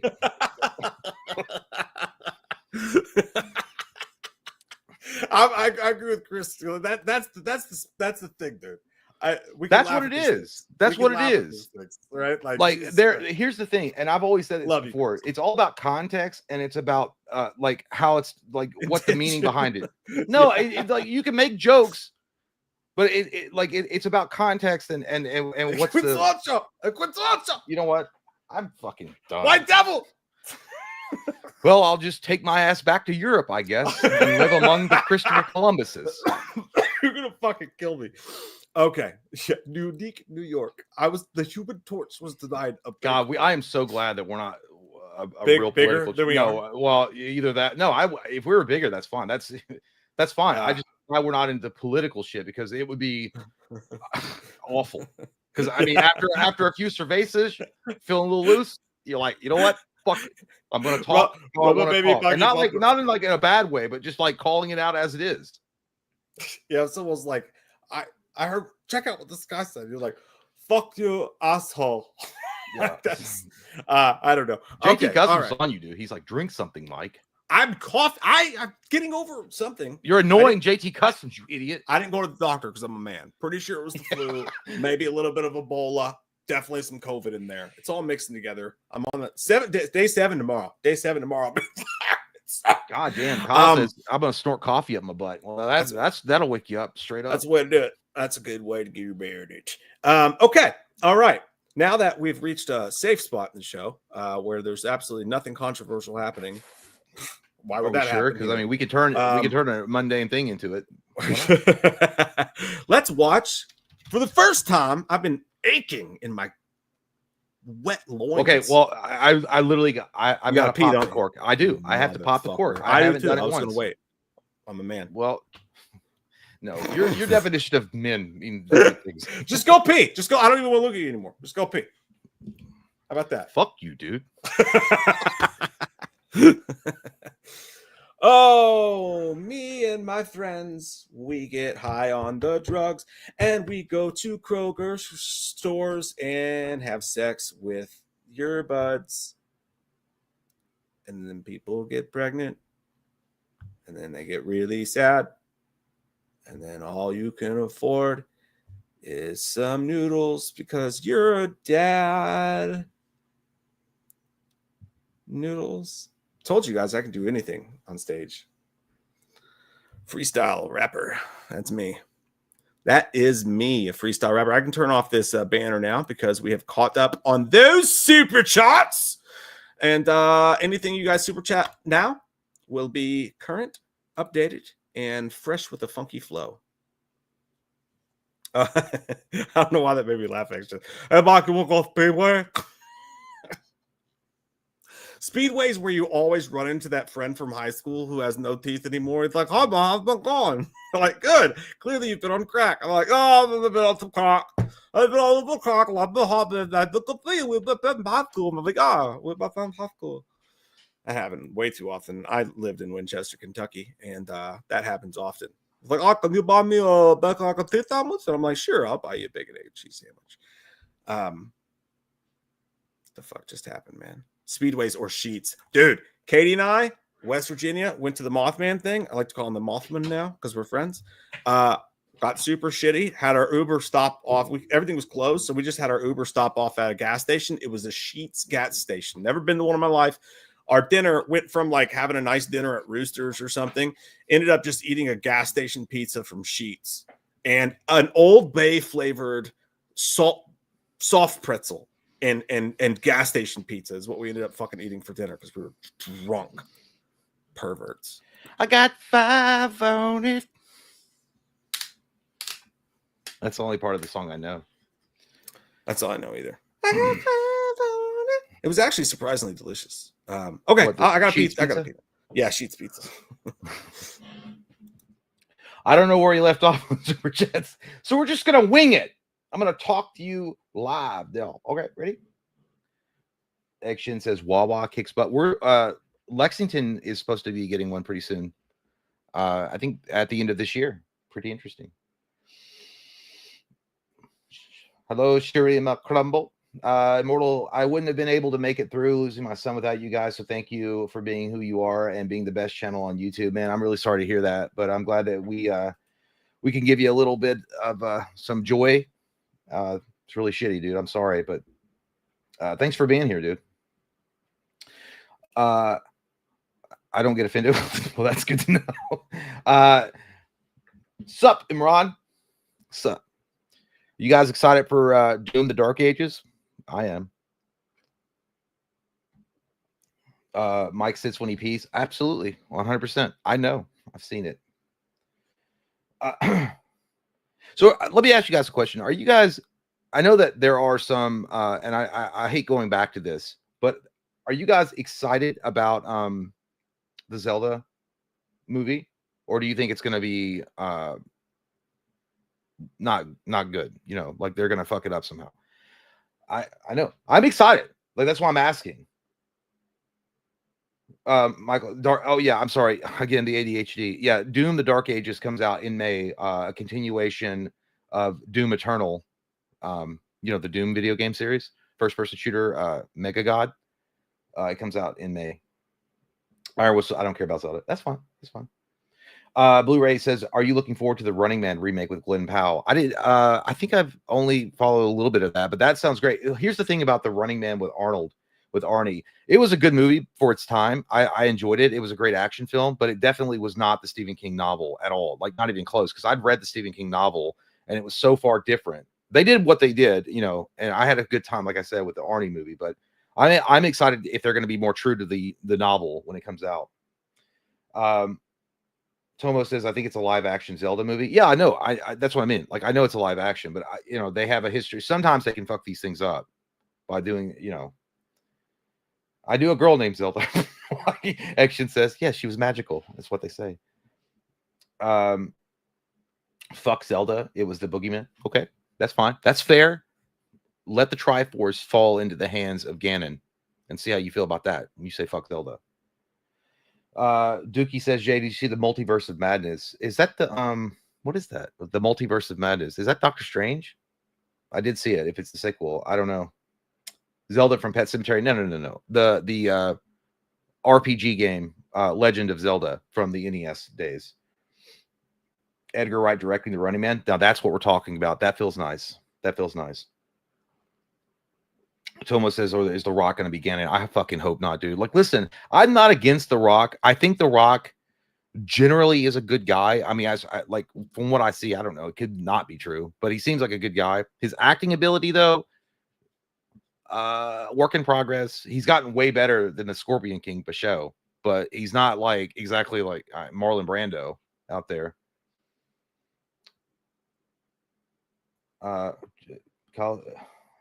How's your TV movie setup space? It's all right. It's not bad. I feel like I'm so goddamn boring, dude. I feel like I'm answering questions in a way that like I'm trying to get the job at like Walgreens. So, do you think that you'd be available to come in on the weekends? Yes. If you need me, I'm open. I'm open to all times. What is this? Kyle wants your TV movie set. Like, you know what? At one point, I'm gonna show you guys. Like, I will give it. I say this all the time, and I never do it because I'm lazy as fuck, and I don't get around to it or I forget. I will do a brief. This apartment is not huge or anything, but I'll do a brief tour at some point. Maybe we'll put it up on Patreon and just show you. It's not like anything amazing or magical, but it is what it be. What's my favorite Dorito flavor? I just go with the El Natural. I like the original flavor. I'm fine with ranch. Ranch is amazing and it makes you feel good, especially like I remember eating the ranch Doritos playing Halo back in the day, and it was always good times. Joe, welcome. Your setup is pretty cool though. Well, this isn't my where like the TV room set. This is just where I stream, and you can't see it because the blue light, but all that back there is like the Matty Collector Ghostbusters action figures that I got back in the day. I literally, dude, have been floundering for a second because I didn't know what to talk about. I can't hear you.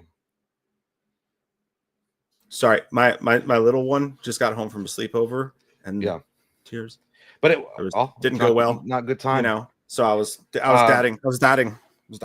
Well, you could have dadded me because what happened is everybody was like, and you guys are great, but I feel like if I'm not giving answers in a more like excited ways, I feel like I'm either talking like a boring professor, a substitute professor that they walk into college classes like, holy shit, fuck this asshole, this goddamn brown nosing nerd, or I'm talking in a way that I'm trying to get a job at Walgreens. which I told them because they were like, it's always yes and no questions, and I'm trying to answer it as the best of my ability, but I always feel bad because I don't feel like. And it's my fault because I'm taking on too many questions at once. I started with like, hey, you guys excited for Doom Dark Ages? And then it was like, oh, my mind clicked. It's like, what about the Legend of Zelda? Let's talk about that too. I gotta slow it the fuck down, Jim. Slow it down and just ride the wave. Calm down. Right. I believe in you, and I think you can do anything. Okay, especially suck this dick. Hey, Janae. All right. But he was just like, I don't know. He's like, I don't know. Could be anything. He's like, he's fine. I mean, everybody's like, yeah, he's fine. He's fine. Apologies for the delay, my friends. Who wants to watch that final fucking Destination trailer finally? I know I do. Second most watched trailer in the history of horror movies. Is it really? Yeah. Wow. Yeah. and we fucking missed it because we're pieces of fat poop. We're fat. It's because we're fat. Yeah, we were drinking with a friend of ours and we're recording commentary for Invincible. Yeah, and we missed out this entire week. We could have done it with Eric. And also, Mike was a pussy and got sick. I got fucking sick. Still sick. Shut up.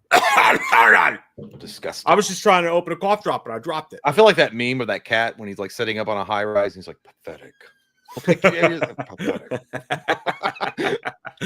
Okay, here we go. Let's watch it together. This is the Final Destination Bloodlines trailer number 2.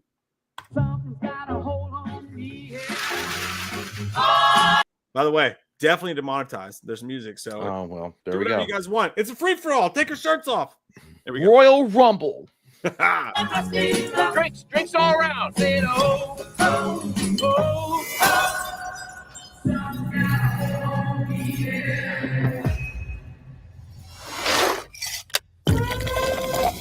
That's blasting that soda pop. Family. Oh shit. You get to pick the one you get. Just gotta love the one you got. I always knew this day would come. I got it. I don't think you got it. I held him off for years. Don't do it. Get up here. He's a Oh real shit. son of a bitch. See the rake? Did you see the rake underneath the fucking trampoline? I did. I'm just trying to enjoy the goddamn trailer. Sorry. I'm sorry. Won't stop till he finishes the job.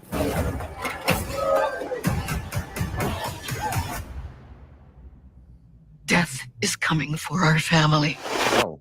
I said, oh, oh, oh, oh,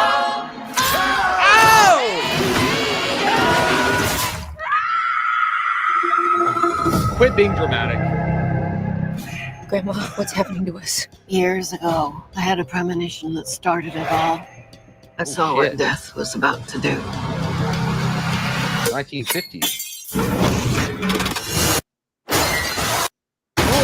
Oh!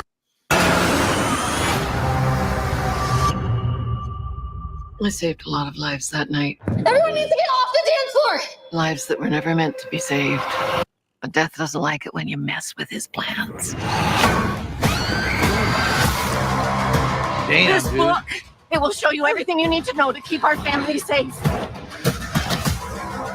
It all started with Grandma. Death is coming for us because we were never supposed to exist. What? I like that. Only by embracing death, I'll pass you by. Oh, Tony Todd, man.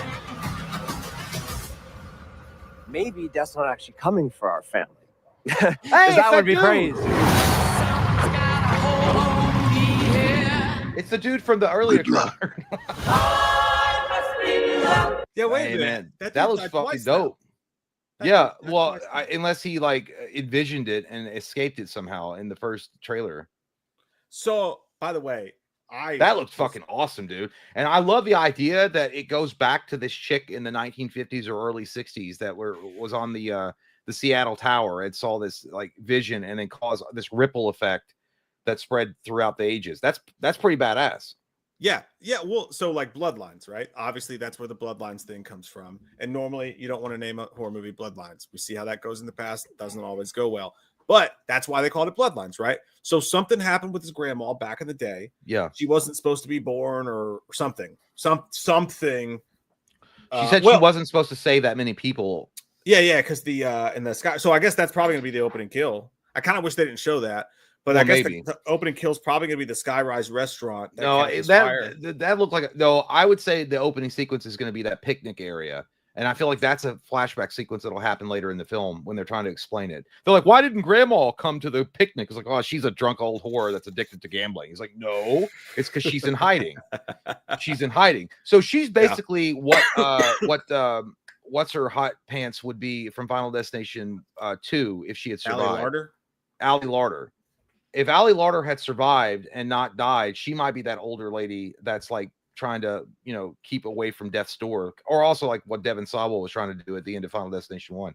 I think it's a good idea. It's not going to be like any kind of Shakespearean amazing plot or anything like that, but it's still cool. Kyle said grandma was stuck on DraftKings all day. That'll happen. Yeah, so I don't want to get too deep into it because that's one of the movies I really want to enjoy the movie when it comes out. But whether that's the opening kill, which by the way, I remember a rumor on like Reddit posts from forever ago that the opening kill was supposed to be in a sky rise with fire. Mm-hmm. So very much possible that that's the opening kill. Something to do with the grandma back in the day, and then the whole family's cursed. I don't know why it would wait that long, that many generations to try to kill everybody off. But here's the kicker. If you have an entire family, like a large family full of like 20, 30 people or whatever, what that tells me is there's a lot of people going to fucking die in this movie. We're going to get a lot of death. Yeah, that's what you want in a Final Destination. That's the smartest thing you could do, dude. How do I make the greatest Final Destination movie? Well, let's see. Everybody watches these movies for what? The deaths. Let's do 2,000% more deaths in our movie and make it the greatest Final Destination ever. That could be the greatest Final Destination ever. I liked what I saw in this trailer for sure. I feel like they're not going to shy away from the death scenes at all, which is always a plus. I feel like they're going to get inventive with it, which is always also a plus. And I kind of like the story is great. The story so far, what was shown in the trailer, I like that idea of connecting things like in a way like that, like going back generations and then it's connected in this way. I don't know. I kind of enjoy that kind of thing. The only marks I have against it are very CG. You're going to get that Final Destination. We will see. A lot of the kills, like fucking the rake looked kind of CG to me. So I never like that. If the kills are full of terrible CGI blood, the movie's not going to work. So that is like the one thing that I keep that I'm pretty scared to boot right now. But other than that, I think it looks great. Yeah, I think I think it's going to be a hit. Will it live up to FD1 and FD2? I know I'm trying to be so cool and slick. I can't wait to be featured on TikTok with my wording. Is it going to live up to those movies? I don't know. I think based on that trailer and the direction they're going with the story, I think it'll be I don't think anything's going to live up to Final Destination 1. I don't. I think FD2 was like really close to it because I mean there were a lot of memorable deaths in that and it was decent on the follow-up. But I feel like this movie, Bloodlines, could definitely take the slot. I feel like this could overtake FD2 if it's done right. Yeah, well, and so here's what I'm thinking too. The first Final Destination movie is the only Final Destination movie that any of us watched for the plot. But you did watch that movie. Yeah, you did watch that movie for the plot because it's like, this is a really cool idea. And I'm very fascinated how all this is going to pan out. Maybe a little bit of that in 2, but by 3, you're like, I know exactly what's going on here for the deaths. So there's 2 things they could do. They can either make this the most death supreme one, but also adding in a new plot line that makes the plot interesting with the Bloodlines thing. That could be where the fuck go. And also, you got to have a likable cast. Like, because that's been sorely missing from a lot of the Final Destination movies for a while. Yeah. Is that a lot of the main characters, I don't give a fuck about them. I'm like, when do you die? Why won't you die? That's like Devon Sawa, I must change battery. I'll be right back. Those particular characters, I cared about what happened to them. I was interested in their backstories and how they were surviving things, and also a few of the other side characters, of course. But when you get after, I think, I didn't even really care about Final Destination 3, the main character in that movie. I just feel like you have to have a likable cast to really get behind to make it interesting. But I don't know. Stone A. Bologna says it could be worse. It could be the worst. It could be. You're absolutely right. It could be a dog shit, regurgitated piece of crap for sure. But I don't know. Wendy was hot. She was hot. But I didn't care about her character. That's what I'm saying. Like, she was good to look at. You looking fine, girl. But when she opens her mouth, you're like, I don't like that. No, just kind of like Keanu Reeves. And I love Keanu Reeves, but I know that a lot of people were like, Keanu Reeves is like one of those guys that looks really attractive. And then when he opens his mouth, people are like, nah. But I don't think that. I'm just saying that's what other people said. You know, horror films are lacking breasts nowadays. Yeah, dude. Yeah, dude, that's true. You're not lying. You're not lying. There's the boobies are not as prevalent as they've been in certain situations or films of the past. That's for sure. But I'm sure, you know, it's a different world. Maybe we're going to see more of it. Is it me or did Mike almost felt? Oh, he almost fell. I don't know. I don't know how much he's been drinking. He said he's been sick too. So if he's on medication. Holly says, I love DC Keanu Reeves. I don't know, like literally, I think Keanu Reeves is the realest motherfucker in Hollywood, without a doubt. I think Keanu Reeves is one of the most honest, genuine people I've ever seen. And I only say that because he's been filmed not without his knowledge, and he's been doing like normal, down to earth things, like giving up his seat on the subway. The fact that he still rides the subway to work is crazy.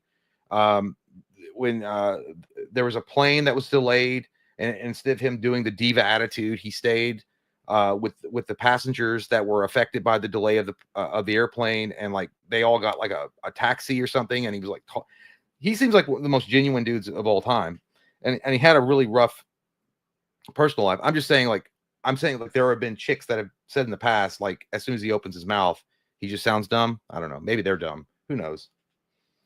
But I think Keanu is like again one of the coolest dudes of all time, and he's definitely the guy that I would hitch my wagon to resurrect the Star Wars universe, in my opinion.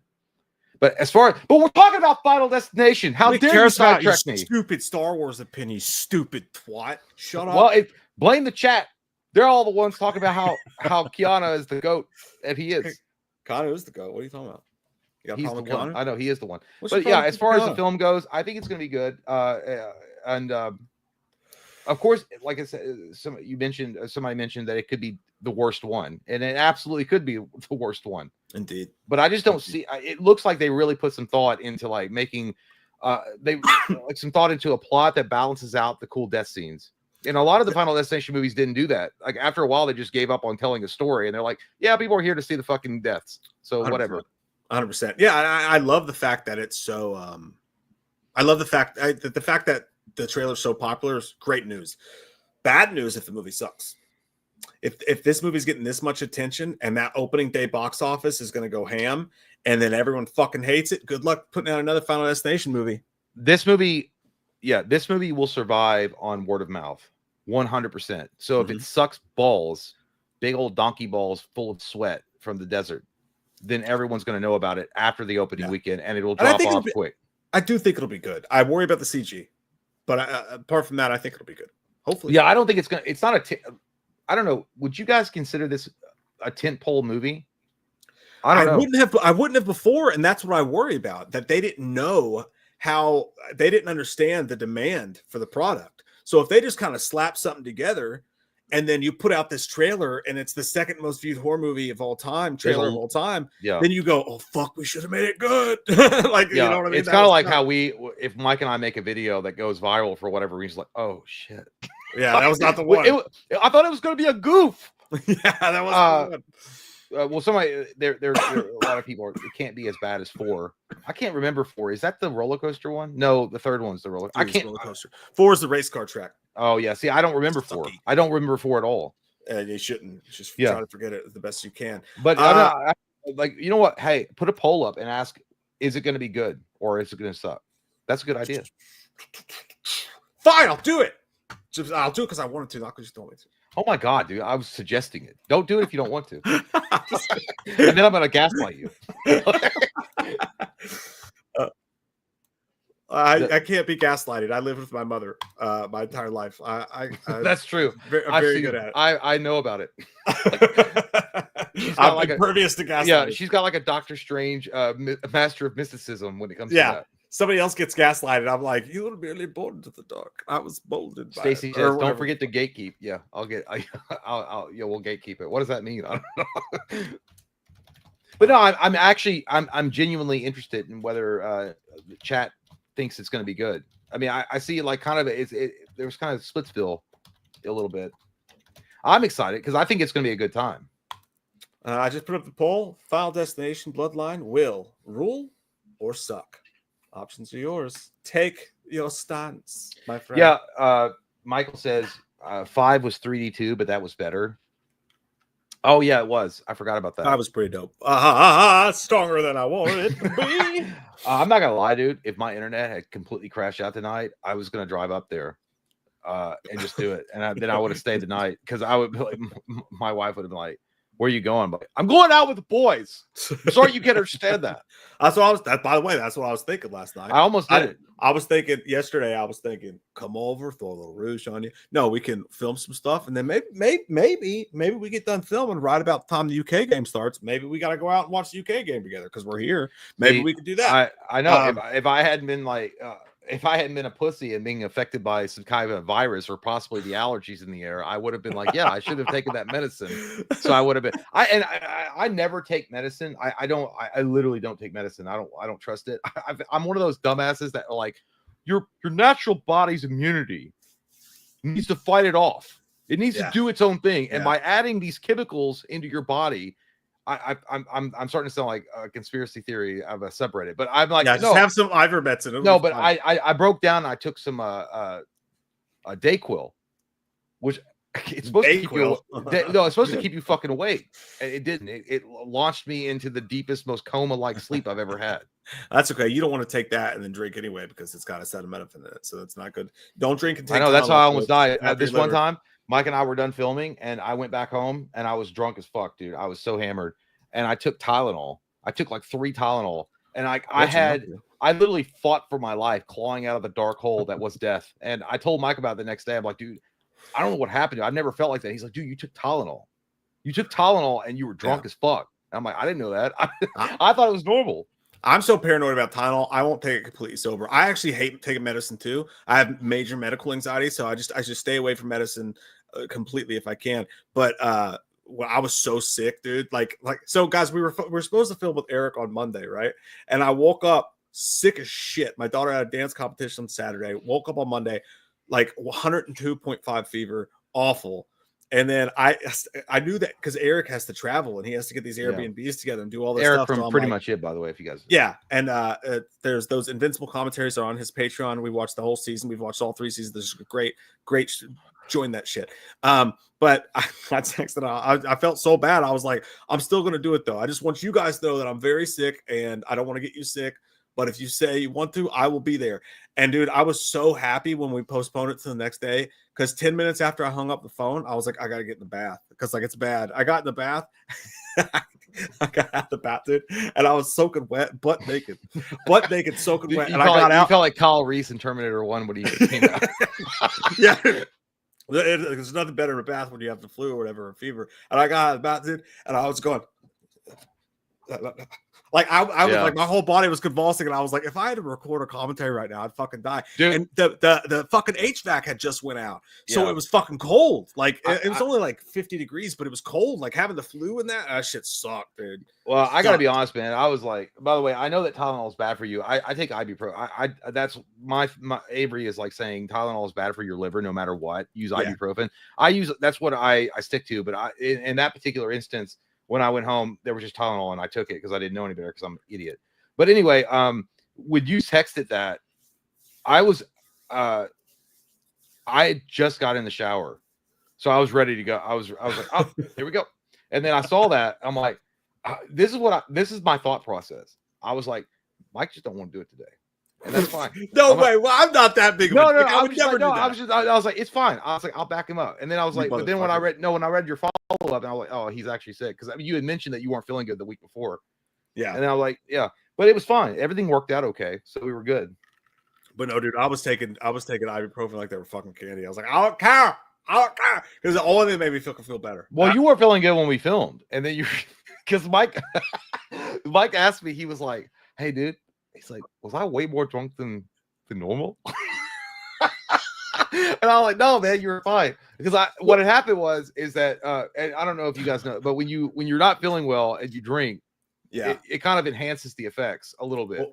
So I'm going to say is that we got there and you were fine. Like it went fine. It went swimmingly, as I would say. Good commentary. I felt a little bit. It was 4 hours of commentary tracks. It was 4 hours. Yeah, it was 4 hours. That's a long time. They sit there and try to be entertaining and engaging. And I was in between you two, fucking sweating, fucking. And I was I felt like I felt myself. I was like, the effects are coming. Like I felt it, like toward the end, and so Mike and it was fine. Everything was good. I got home and I got a text and he was like, hey man, was I more drunk than normal or whatever? And I'm like, nah. Oh, you were fine, dude. But I can understand that terror that happens because you don't realize until you get home and you're like, and then it starts hitting you like the memories. You're like, why the fuck did I say that? Why did I do that for? What happened was I hadn't, drank in a couple days and I was sick or whatever. So, but I went in and it's like no alcohol sounded good or whatever. But I knew I probably need a couple drinks to just make me forget how sick I feel. Balance it out. The only thing that sounded good was tequila, right? So I stopped and I got a bottle of tequila. That wouldn't have been my first choice, but I remember the Airbnb that we were at. And by the way, shout out Eric because he's so sweet and he's so fucking nice. Amazing, he was willing to. He put all of his schedule and really fucked up his schedule for an entire day. But he was still kind about it. But I went to the store beforehand. I got a lime. This is day 2 of like deep sickness. This is right in the thick of shit, or day 3 at that point. But I bought a lime, and I thought I don't need to get ice because I remembered we did 4 episodes of the same B&B a couple days before, and all I remember was a really nice fridge. So I was like, definitely has an ice maker. Yeah, fridge has an ice maker, so I'm good. I don't need to get ice. So I buy a lime, and I buy club soda, and I buy tequila. We get there. Fucking thing doesn't have an ice maker. It has one small tray of ice. It had a DiGiorno pizza though. It did. But here's where I'm getting at. If I have a drink, right? Like if I'm gonna make one of my favorite drinks that I drink is it's lime, ice, tequila, club soda, right? So, but normally I'll fill it to here with ice, right? Yeah. Fill it a little bit with tequila. I feel like I'm in an AA meeting and you're giving. I know. I'm getting there. I thought. I'm getting there. I swear. But I would fill it with ice to the top. Put in a shot and a half, whatever, at the most, and then put a club soda in there and put some lime in it.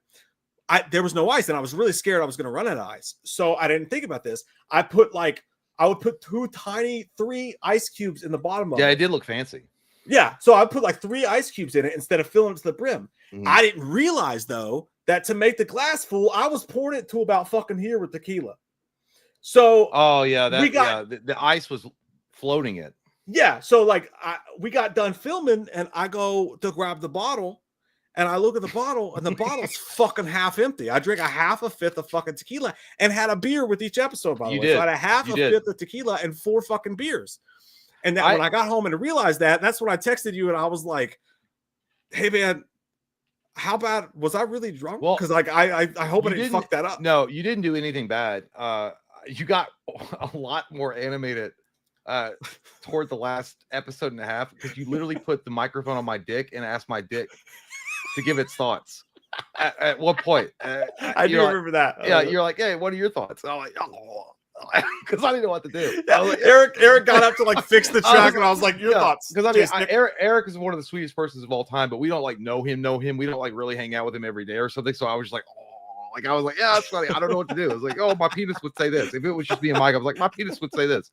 But and by the way, I was sick on top of that. Like I have you were sick. Yeah, you were sick. No, yeah, you were, and like but everything was fine. But when you were like, "Oh yeah," you're like, "Dude, half the tequila bottle was gone." It's like, yeah, dude. It was like you were like a fucking like a high school graduate at the fucking Mexican bar. Like you're like, "Yeah, bro." But no, it wasn't that. But you, that's not that crazy. People drink a half a bottle. No, but it was. But you didn't act any. I really didn't notice anything weird. You didn't act any particular way.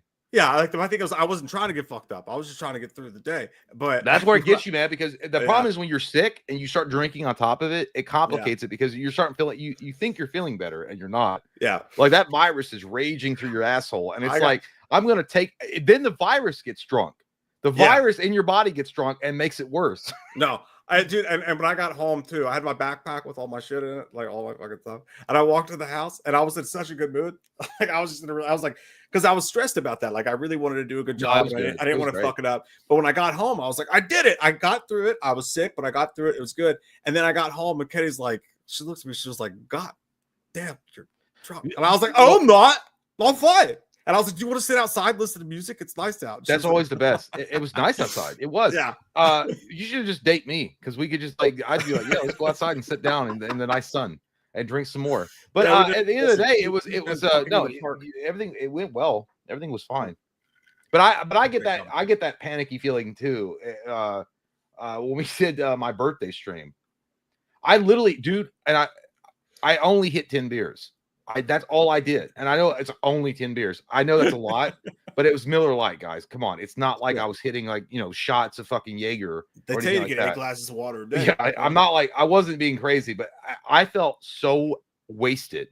White girl wasted on stream. Oh, yeah, I love everybody. You motherfuckers are great. You guys like to do fucking jumping jacks? I was out of there. And I knew it too. Like I knew it while we were filming it. I'm like, yeah, but it was fine. No, it was a good stream. I think he had a good time too. Yeah, no, I think it went well. I'll have to text him, be like, hey, so you're gonna come hang out with us again, right? Did you not remember when you told him about Tennessee? Oh yeah. We'll meet in Tennessee next time. Well, that's what I was like, I'm going along with it, but I don't know. I was literally writing checks that my ass might not be able to cash at that point. And and I was aware of me doing it too while I was staying. I was like, I hope, but I'll say yes.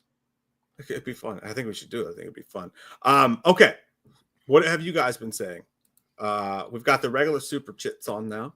And A. Davis says Daredevil episodes 5 and 6. Thoughts? Also, who y'all got in a fight? Daredevil or Jeepers Creepers? Love your fucking face. Here's some HVAC money. Hey, buddy, I need that shit. I don't know if you guys heard, but this tonight's a donation stream for mine. It's not. I'm just kidding. Well, I'm gonna be completely honest with you, A. Dave. I have not watched episodes 5 or 6. Or I'm caught up. I watched episode 3. And I've not watched anything after that, so I can't give thoughts. Are you serious? Was it no, wait a minute. 4? The meeting, the conversation. Did you see the conversation? Oh yeah, no, okay, I did watch 4. The emotional conversation. The one in the warehouse where sweaty men were working out with guns. Oh, fuck. Okay, I did watch that one. Okay, I did watch that one. The reason why I didn't remember it, I think I watched it after stream, and I was already kind of blitzed. I'm like, look at that sweaty man. We drink too much. That's called alcohol in the Western world. But no, I did watch. Okay, I did. I didn't watch 5 or 6. But how good was it? No, I think there's only been one since then. I think that. Well, you said Daredevil episodes 5 and 6. The last one I watched was when the two we won't say it in case 2 main characters from Daredevil met in a warehouse, and my God, that was great. Okay, men drinking. Fucking did you testosterone want that's pain? I mean, at that point, I was like, if I was a recovering alcoholic, I'm like, I gotta go to the store and purchase something that I shouldn't be purchasing. I needed a drink to get through that episode, dude. And then and he also said Daredevil versus Jeepers Creepers. I think that the Creeper wins that shit. I'm gonna give it to Daredevil on that one, actually. Hey, the Creeper's been bested by a bunch of horny fucking teenagers. That's true. So Daredevil blind, who gives a shit?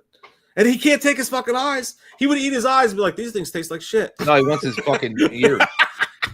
He's like, I need that super hearing. There's no flavor in these fucking eyes because he's blind. So there's no flavor.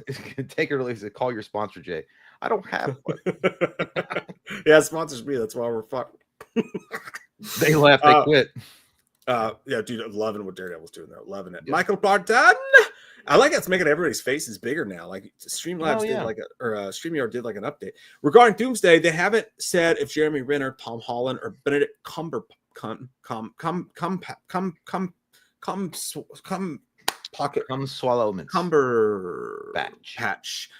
returning, but I love the OG X-Men. I do love the original X-Men returning. That is cool. To give them credit. Yeah, well, I don't. Well, no, Benedict Cumberbatch. I mean, if you're gonna believe the leak at all, he's coming back as Doctor Strange, and it would make sense in the Doomsday movie for him to be a part of it. I don't think he's gonna be listed as the main cast to keep it kind of a secret. But I think you're gonna get these guys. I think you're gonna get Hugh Jackman and Ryan Reynolds for sure in Secret Wars. That totally seems like a Deadpool type of situation anyway to introduce him into the regular MCU. Yeah, I think, and honestly, dude, I really think that I'm gonna say this. People are gonna like this unpopular opinion. I think Benedict Cumberbatch as Doctor Strange, not great. I don't love it. It's not. Well, I don't think it's him. I don't. He's a great actor. First off, I think I liked the first movie. I did. I thought it was okay. Like it's not spectacular, but it was okay. It did decent enough. I had high hopes for the sequel because, again, I feel like if you have Sam Raimi, I was expecting a lot more horror type of cosmic horror kind of stuff going on, and it never really Yeah. manifested. And I feel like he was shackled by MCU or Disney Marvel, and I think that's what happened. Kind of like we both like Thor, and a lot of people thought that movie was dog water. And I thought Thor, the first Thor was great. First one, fourth Yeah. one sucked. But Benedict Cumberbatch is a good. 2 and I think 4 he's a sucked. good Doctor Strange. I just feel like he has to. The script has to be good. I just think, I think what they've done with Doctor Strange is he feels like a Everybody Loves Raymond rom-com character. Like it just doesn't. I don't. There's no realism to it to me. He's just like, oh, stop it, Peter. You're annoying me with your spells. I just, it's like a rom-com to me. I don't take it seriously. Well, I will say, Multiverse of Madness. That ending was atrocious with the third eye opening up. He looked, and then the whole thing. It was pretty garbagey. But I think he's a good actor. I'm not like Zach Galifianakis between two ferns when he was like, "Do you think that by having an accent that you're able to convince people that you're a better actor than you actually are?" But I don't think that. But I don't get Eddie Redmayne either. Sean Sharkus had sent the email. Here's an extra $2 for your money. Appreciate it, buddy. We did read that email, but I appreciate that as well. You're a good man. You have a wonderful name. Nighttime says, Chalice Loomis, today's the day. that's the thing. She does that in The Woman in the Yard. She's like, today's the day. I kind of want to watch it just because it might be so bad it might be good. Yeah, today's the day. CPS needs to show up and take your fucking kids. Like that's the day. But it's never a good day. Yeah, that's not a good day. Every I like your name. I don't think I've ever said it before. Fresh off my lips into your heart. What would Loomis say to the internet company? Next time I'll use a daisy cup. It'll be faster. It'd be funny if you said that to a customer service representative. Though. No, I never use that voice outside of the of chat. Jason Bond. What's going on in that profile picture? There's a lot. I feel like I'm not going to comment. Are you going to do an opinion spoiler on The Woman in the Yard? I'm kind of outraged at if it does cough cough glorify in a way cough cough. Glorify what? What are you talking about? Shitty parenting. I think it does. So I'm not exactly sure where you're going. You may have done this afterwards, but I did a quick spoiler review earlier. I think that this movie absolutely is sympathetic to the kind of parents who are too, and again, mental stuff takes addiction, whatever. I understand. But you cannot be sympathetic to someone who is ruining their children's lives and putting their kids in danger because they can't get their shit together. You need to get help. You need to call CPS. You need to do whatever you need to fucking do if you're in that situation. And I do think the movie did glorify that a little bit, which is the reason I checked out. I was like, I don't feel sorry for this person. You're a fucking parent. It's like the Billy Madison thing. Get your ass out there and find that goddamn dog. You know, well, here's the I don't know. I guess chat has agreed with you for the most part that it was dog water. Yeah. If a parent gets pulled, I don't get it. So it's a horror movie, obviously, but is it trying to focus in on like messaging that overtake? Like, is it trying to do some kind of bullshit there that takes away from it? It's not a messaging. It's just the movie is sympathetic towards a parent who is really dangerous for their children. And it's like being sympathetic because you're going through all this stuff and she's trying her best. It's like, no, like these kids don't have power. They're in danger. Like you are literally having dreams about murdering your children. You're not a fit parent.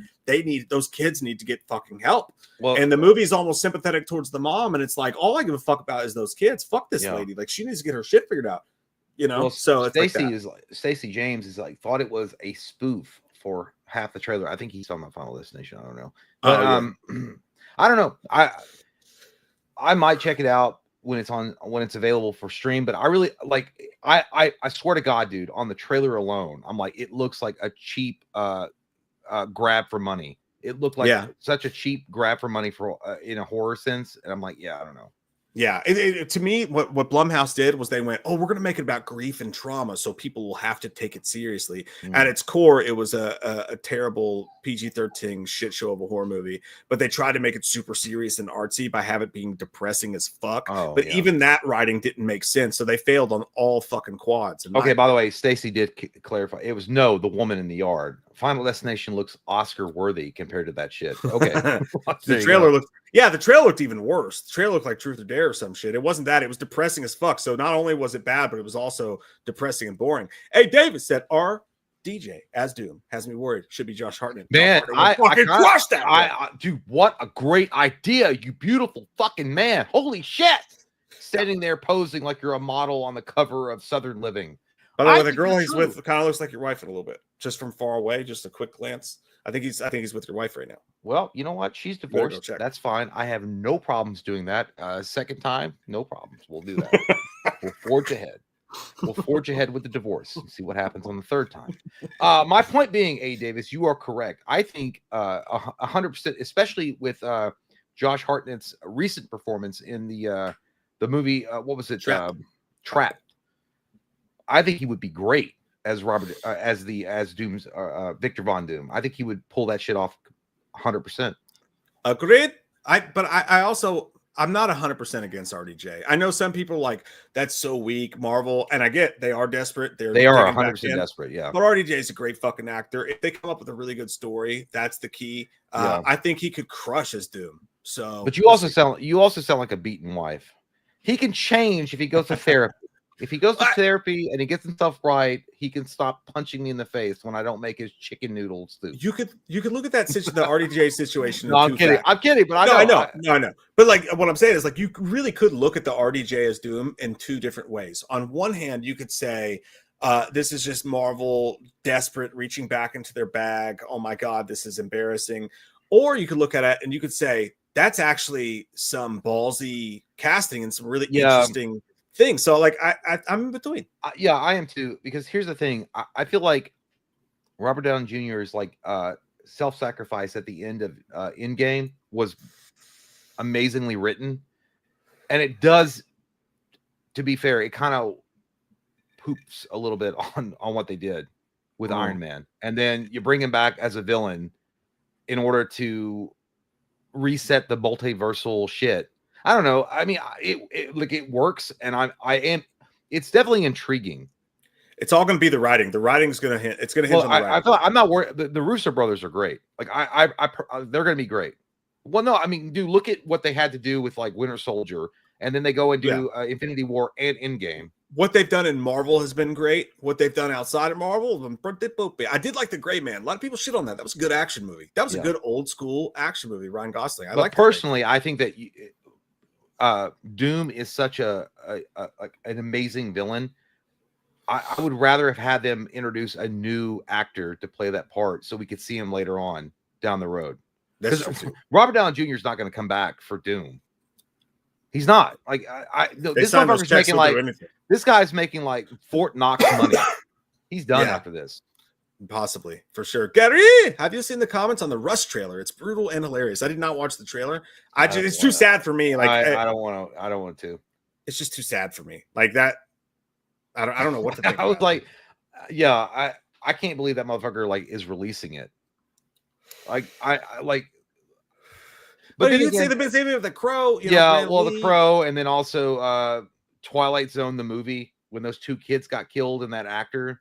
They still released it. The Landis thing, John Landis thing? Yeah, and that he should be in jail. I mean, he's a great director, but that whole shit was his fault, 100%. Apparently his son's a piece of shit too, but that's neither here nor there. Hey, David said Spider-Man 4 may serve as a secret Avengers movie. Maybe. I can't get excited about Tom Holland Spider-Man anymore. I can't do it. Ask you guys a question. Are you guys done? Like, I don't know. Are you guys a little bit like bored and like kind of over the Tom Holland thing? Or do you want to see more? Or do you want to see more? No, I'm done. Right here. I'm done. Yeah, I mean, Tom Holland is like milk toast. He's not bad. It's just I don't care. It's nothing interesting there to me. It's like it's going to serve the popular vote. It's going to, it's. But what do we do? I mean, where do we go? Like, for example, if Sony Marvel were like, we're gonna redo after the multiversal mashup that they have planned, right, for Doomsday and Secret Wars, and that like maybe the Tom Holland version of Spider-Man dies or something happens to him at the end of Spider-Man 4, and they're going to reboot the whole fucking thing. Do you guys want to see a more mature, older Spider-Man like the Tobey Maguire days, or Andrew Garfield days, or would you want because we're really stuck between a rock and a hard place at this point, right? Yeah. Because Tom Holland actually did do a good job of capturing the youthful well, he was youthful, but the appearance of Peter Parker and also the what people would expect to see of Peter Parker. But are you guys like ready for just a new iteration of Spider-Man? I don't know. I'm kind of over it. I'm kind of over the Zendaya, the Tom Holland. But the again, Zendaya thing is annoying. We're old, man. Like it does speak to a more popular, younger audience, and at some point you got to give way to that. Hey, like, this is for you now. I will say this: Motionless Zombie, live action Miles Morales. That's not a bad idea. Like, give Peter Parker, Spider-Man a break for a little bit, and introduce Miles Morales. Yeah, I'm just a little bit for just a little bit, and then bring back Peter Parker. Yeah, I think it's time for Miles to have some live action representation. Speaking of motionless, he was one of the earlier super chats. I got an email. He says, I'm calling it now. Leslie Mocker will be the killer in Scream 7. It's the only logical reason I could see someone targeting Sydney. It makes sense. I saw a behind the scenes thing where there's a shot of a frame picture of Stu on a wall. The Leslie thing is obviously a place that can go. Personally, I don't want to see any more familial ties as far as the killers. I don't want to see my second cousin was Stu. I don't want to see anything. I want to see a new, fresh story. I think the whole, like, I was the cousin, the mother, the brother, the father, I think that's played out. That's not to say they couldn't make it great, but if I had to have my druthers, I would say let's get away from familial ancestry ties for me. For Scream? Yeah. Yeah. Let's do new shit. Let's do new shit. I ain't worried about it. Stooky blah. I'm gonna. Yeah. You're handsome. I am Steve Rogers. You're a fun person to hang out with. That's all I know. Chris Nelson said, I'm in the mood for some meatloaf. Who's with me? Hell yeah. Dude. And I would do anything for love. I'd run right into hell and back. Dun, dun. Yeah. That's what I'd like. unless you're talking about the food. I would love some meatloaf too. Did your mom ever, like, when you got meatloaf, did she like just put like a thing of ketchup on the top? Yeah, I tell mom always, like, she would just put ketchup. She was like a ketchup, and I'm like, oh, that's what I've talked about. Bobby, she was like Bobby Flay with that ketchup. She's hey, like, dude, even if you get a bad meatloaf, you can just douse that thing in ketchup pretty good. Just yeah, but I feel like a lot of people, like, you don't, because when I had meatloaf, I think April made meatloaf not long ago, and it was like way different, and it was like, what the fuck is this? Get this shit out of my face. She actually made it right. I'm like, get that shit out of my face. No, I was like, I'm ready. Like, I got that low down trailer trash version of meatloaf. You know what I don't like? I don't like when it's not ketchup and they do some fancy, like, sweet sauce on top of it. I'm like, no, where's the fucking, and it cooked. Well, how do you make it? I don't like the meatloaf cooked. I don't like the ketchup cooked. You know? Is it, well, yeah, the cooked meatloaf or the cooked ketchup on top of the meatloaf is gross. But I'm saying, like, are you supposed to use meatloaf with ketchup on top, or is it supposed to be like barbecue sauce or something? I think ketchup's the way to go. It's just ketchup. I don't know. I don't know the actual, like, recipe for it, but when I read that, I thought you were doing the pest. I was like, I'm in the mood to scam. Is Chris Nelson in here? Probably not. No, not that Chris Nelson. This is our other friend, Chris Nelson, not Oscar-winning Chris Nelson. No, get out of here. Someone say, is that Chris Nelson? I'm like, no. No, he does. I don't think he likes to talk to us anymore.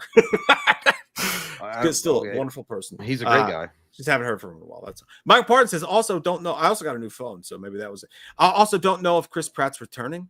I would imagine 100%. Like, here's the thing. I think they're going to include all the past heroes in this new iteration going forward with Doomsday and Secret Wars. You're going to see all these characters come back, especially with Secret Wars. I think you're going to see all the characters that are missing from the official cast lineup that they released.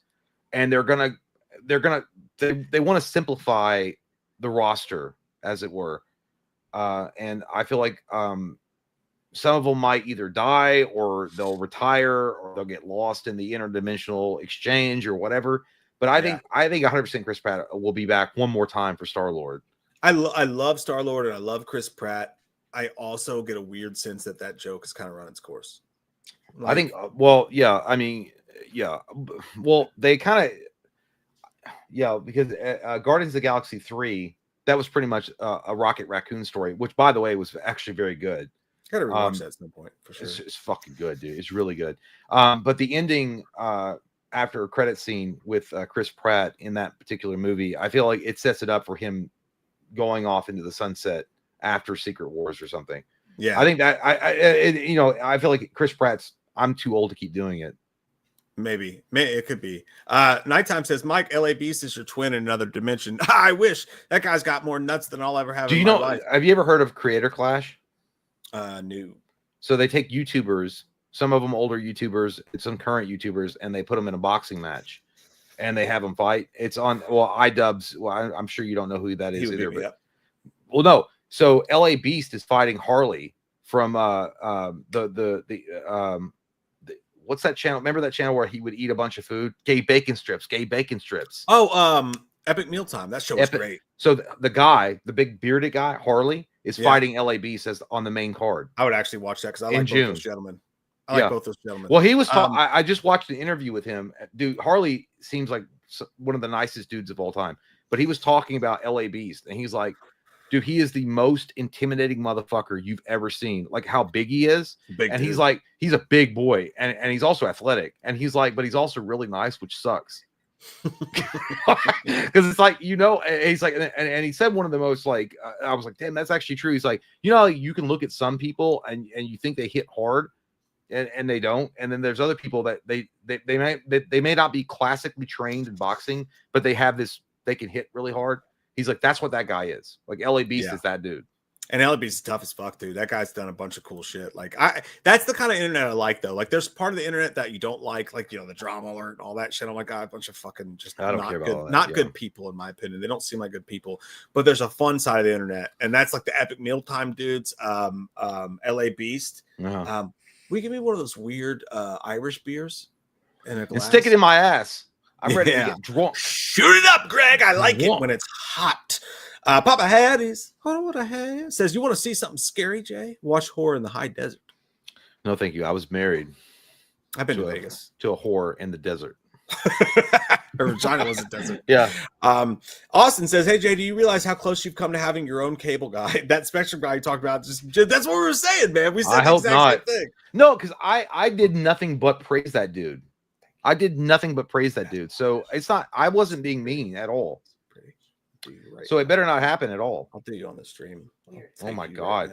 You know what I was trying to do? I was trying to overtalk what you were saying. I thought I was muted. Was I not muted? You're lying. Oh, you're lying. Perverts. You're a pervert. Hey, my daughter is in Ireland and with my grandma, with my mother-in-law, and they sent a picture of this beer they were drinking in Ireland called Carlsberg. They were not drinking it. They weren't drinking it. Yeah, thank you. My daughter was not drinking it, but it was Carlsberg. Premium Elephant Pilsner. I'm going to save you one. I'm going to save you one to try it for sure. But this is it's a beer it's a Danish or some shit like that. But Copenhagen, Denmark beer. I bought some because I was like, I'll try it. 7.2 alcohol percent. Holy, well, you know what? Hey, after a stream of drinking some liquor, go ahead, pour it down. Do it. It's a nice golden color. Yeah. As your liver will be after you do it.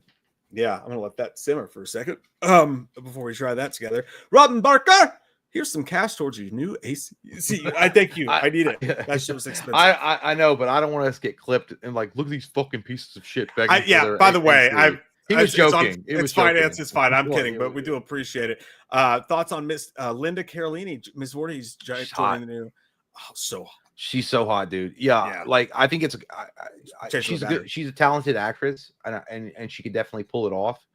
But it's going to be distracting too because she's so attractive.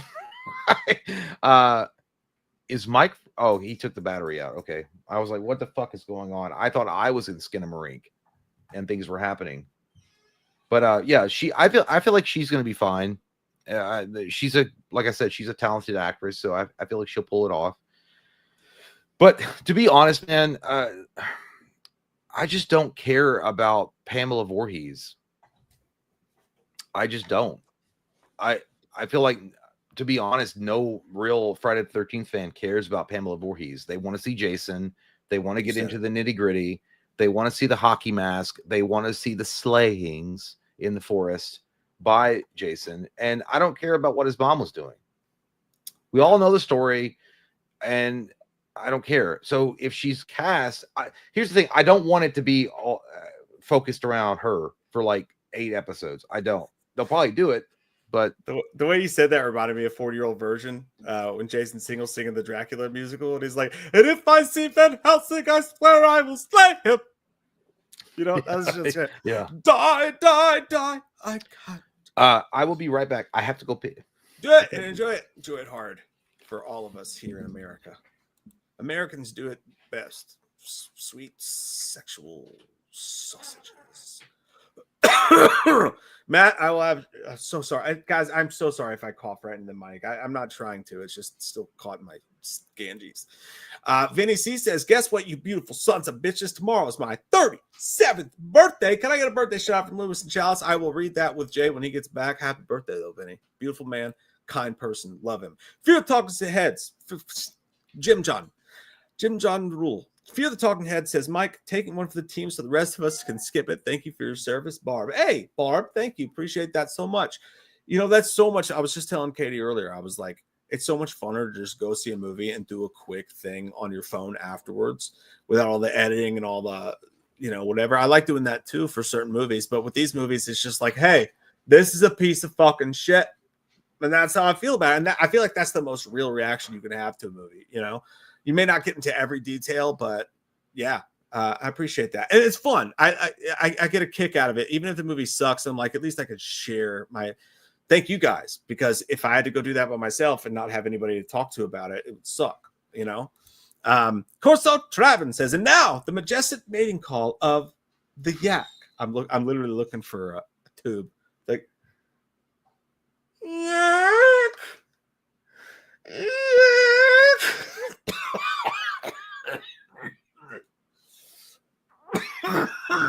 I'm so sorry. And now the yak. Such a great scene. I'm having an aneurysm. Jacob, beautiful person. Love you, dude. Oh, fuck yeah. I got my aftershock ticks going to see Linkin Park in September. October Blink, Alkaline Trio, Bowling for Soup, all-time low with Atari's state champs all one day. Now I'm broke, but at least I'm happy. Love y'all, dude. So I told you guys about this. Brand new, played an hour from here last night. Could not secure the tickets, and thank goodness, because I ended up with the flu or COVID or whatever this is. So bummed about that. I came to a realization though, Jacob. I'm so fucking old when it comes to these giant festivals. I still want to do them. But from now on, I'm just going to Klarna the like VIP super fucking rich people section and pay for the rest of my life to like sit in an air conditioned part on the side. If it's a small club show, I'll get in there and mosh, have a great $25 ticket, get in there and have a fucking blast. But when it comes to these all day shows, you know, but I really want to see the new Linkin Park. I love what they're doing. I think they're great. And obviously I have sex with so many men just to go see Blink one more time, even though I've seen them 5 times like the past 2 years. I hope you have a blast, dude. That's fucking awesome. I know you're stoked. You don't need Blink-182 to facilitate your men fucking. What are you talking about? Listen. Don't say anything. Ready? Yep. Did you hear it? I did. And yeah, you know, that's the trumpet sound of a mediocre YouTube channel, and we're glad to be a part of it. Aren't we? We're glad to be farted. We're glad to be a part of it. I am. I don't know. Isn't it so weird though? Like how you're embarrassed to fart in front of like 2 people at a grocery store, but like I'm on the internet in front of 300 people. And I'm like, I still don't even fart in front of my wife. I know you don't. It's weird. I'll fart. Well, I mean, I might do it. Like I do like the secret farts, like a secret war in Marvel. I do a secret fart, and then she like walks right in after I do it. I'm like, fucking Buster farting up a storm over there. I think if you know it's going to be hot and stinky, you shouldn't do that to someone. But if you know it's just going to be loud and not stinky, it's okay to be like, hey, watch this, honey. Yeah. Nighttime's like gross. Yeah. Look, dude, Nighttime had the extra S's on it too. Gross. Look at your face. Your face is gross. Matt Hayes asked, had a shit week. Can Slenderman sing Dance Magic Dance? Yeah. You remind me of the babe. What babe? The babe with the power. What power? The power of voodoo. Who do you do? Rub me up, the babe. Me saw me baby crying hard as a babe could cry. What could me do? Me baby's love had come and left me baby blue. I have no idea what the fuck that was. What the fuck was that? What kind of magic spell to use? It's from Labyrinth. Dance, magic dance. I heard that shit in my fucking life. You never seen Vinny- If you've seen Labyrinth though. No, I like women. But Vinny did say, by the way, I like women with wieners. That's he fine. would like a everybody does. Can I get a birthday shout from Lewis and Chalice? Vinny's turned 37. 37 years old, Vinny! Hey man, I miss Vinny, dude. Vinny is one of the coolest dudes of all time. I won't kiss his head. I won't kiss his head. Vinny, you're a good person. Happy birthday, 37. You're a little further from 40 than I am. That's nice. That means that you can go out shopping. And what I mean by shopping is you go to Porta de Lons. It's a place in Tahiti. And you walk the streets and the girls will be like, oh, Mr. Horny. And then the guys will do the same thing. All right. So just if there's no women, just close your eyes. Ask the men to put some lotion on their hands. And it'll feel just as soft as a woman's touch. And that's how you should spend your 37th birthday. Just wear a raincoat, pal. Because you don't want to go into 40 blazoned in your undercarriage. And that's what they call herpes. I don't have it. I have it. I don't have it. I don't have it. You got it from me. Some people have it. I don't. Never got it. I have kids. Happy 37th birthday there, Vinny.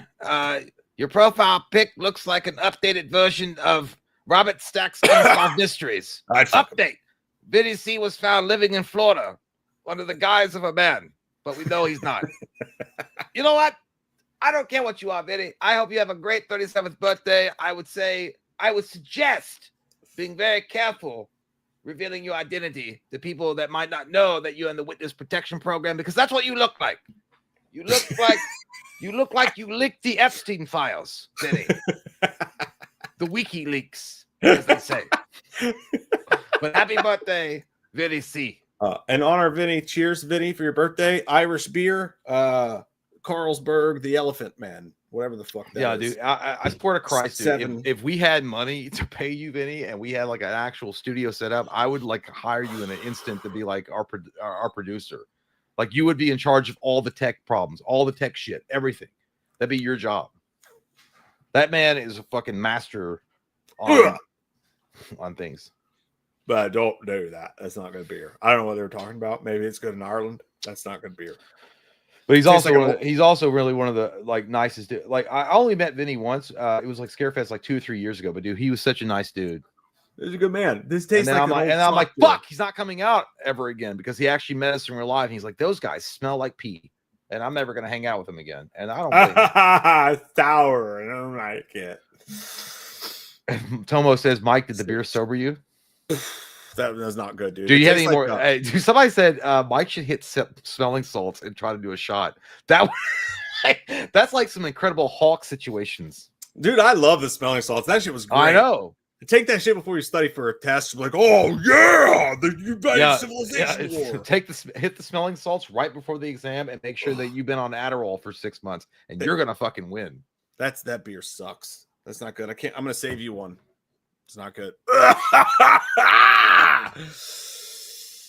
Corso. And now, I already did that one. I did the yak thing. The yak. Immortal. Thank you, buddy. Hey, appreciate you. Appreciate you, pal. Casprayala says, hey, I want to be where you are right now. That looks so much fun. Hey, I know you guys had a bad experience with Scarefest, but look into coming to Milwaukee HorrorCon in September. That would be cool.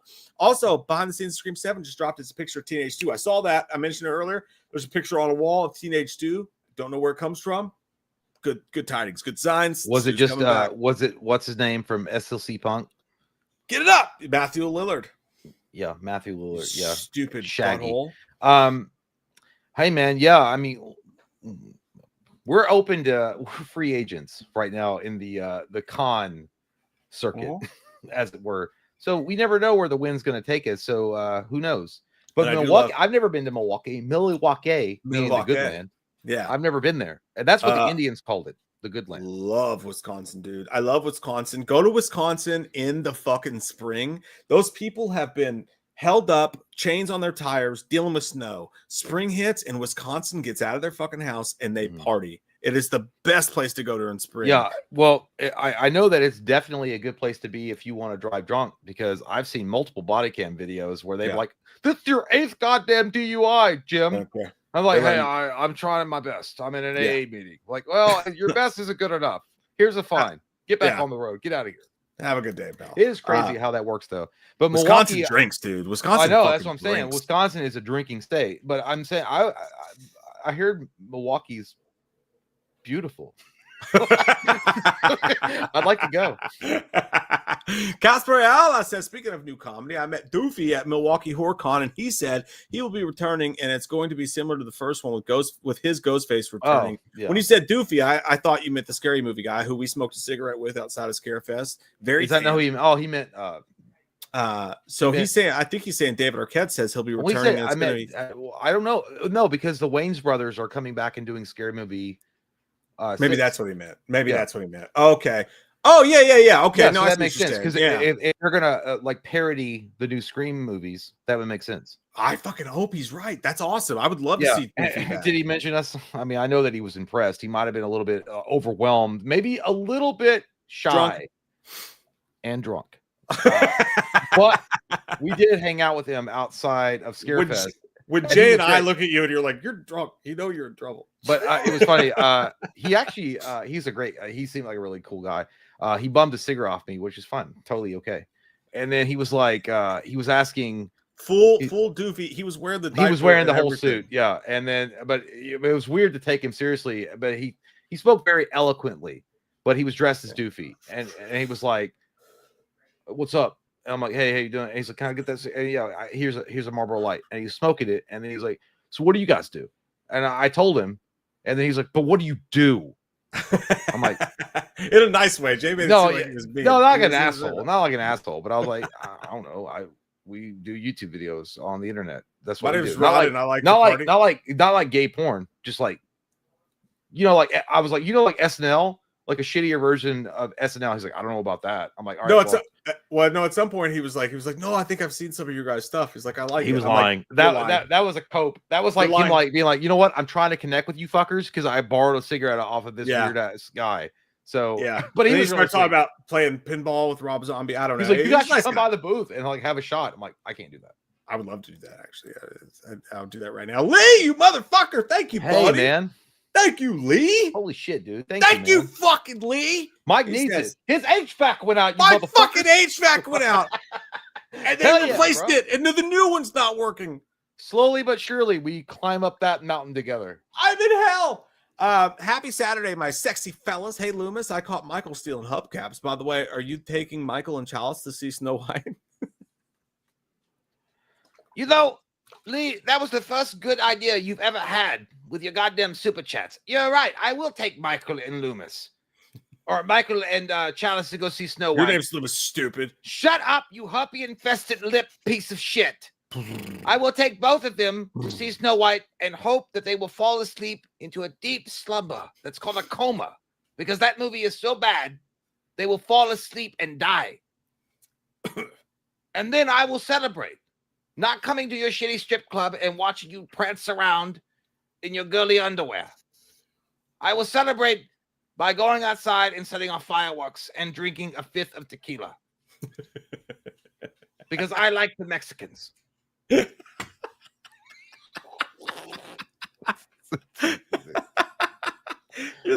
You're King Lee. We love you, dude. Thank you. Crazy Day says, "Sup, bro, amigos? Build your great value super team. Mine, Meteor Man, Blank Man, Shaq Steele, Kick Ass and Hit Girl, Jim Carrey's The Mask. Fuck with them. Love you guys. Save the black damn, step dude, children. Crazy. You are love like, black stepchildren. That's amazing. The great value, best. The Great Coast Avengers or Great Lakes Avengers. Like, remember when they did a pilot for that? Like the Squirrel Girl was going to be played by that hot girl that did the AT&T commercials with the big boobies. Oh God, I'd love that. Where'd she go? She's still around. No, she's still around, dude. God damn, dude. God damn, dude. I wish I could share. I love her. I want to present my wiener, and also I want to screen share and show you guys a video. And now my winner. There's a clip for her. She was in a werewolf movie, and she's like, "I love this song." It was like, "I saw the sign," and she's dancing. God damn, dude. Anyway, that's a thing. Yeah, dude, for real. It's a werewolf movie. She was in a werewolf movie. I can't remember the name of it, but anyway, show it to me. That I can't build off of what you've already done, Crazy Saint. You've already like cornered the market with your great value super team. Having Blank Man in there, it's like, well, knock me on the ass and call me Sheila. And Meteor Man and Steel, Kick-Ass, and Hit Girl. It's already over. And Jim Carrey is the Mask. I'm trying to think. I gotta add at least one person. I gotta add at least. You one can add. person. Well, no, he already added Kick-Ass. I'll add Zohan. Zohan could be a superhero. Zohan, sort of superheroes, or Handicap Zoolander. Man. Handicap Zoolander? Man from the. You remember Handicap Man from In Living Color? Or you remember Stephen Lynch? She was like, I'm dick sucking man, sucking the cocks of justice. and the Nick Fury of their team would be Fire Marshal Bill. Let me show you something. It's a great question. I have to pee so bad. Hey, we're at 9:34. Tiffany. Okay. Well, I'll answer this one because you don't have any tattoos because you like fucking guys. I have a tattoo. I was just not even revealed it. What is your favorite tattoo you guys have? Mike, you can't choose the Wham one. I love it, obviously. What slasher do you trust to give you a tattoo? We'll go ahead and answer. Jay doesn't have any tattoos except for the one I gave him, which was when I.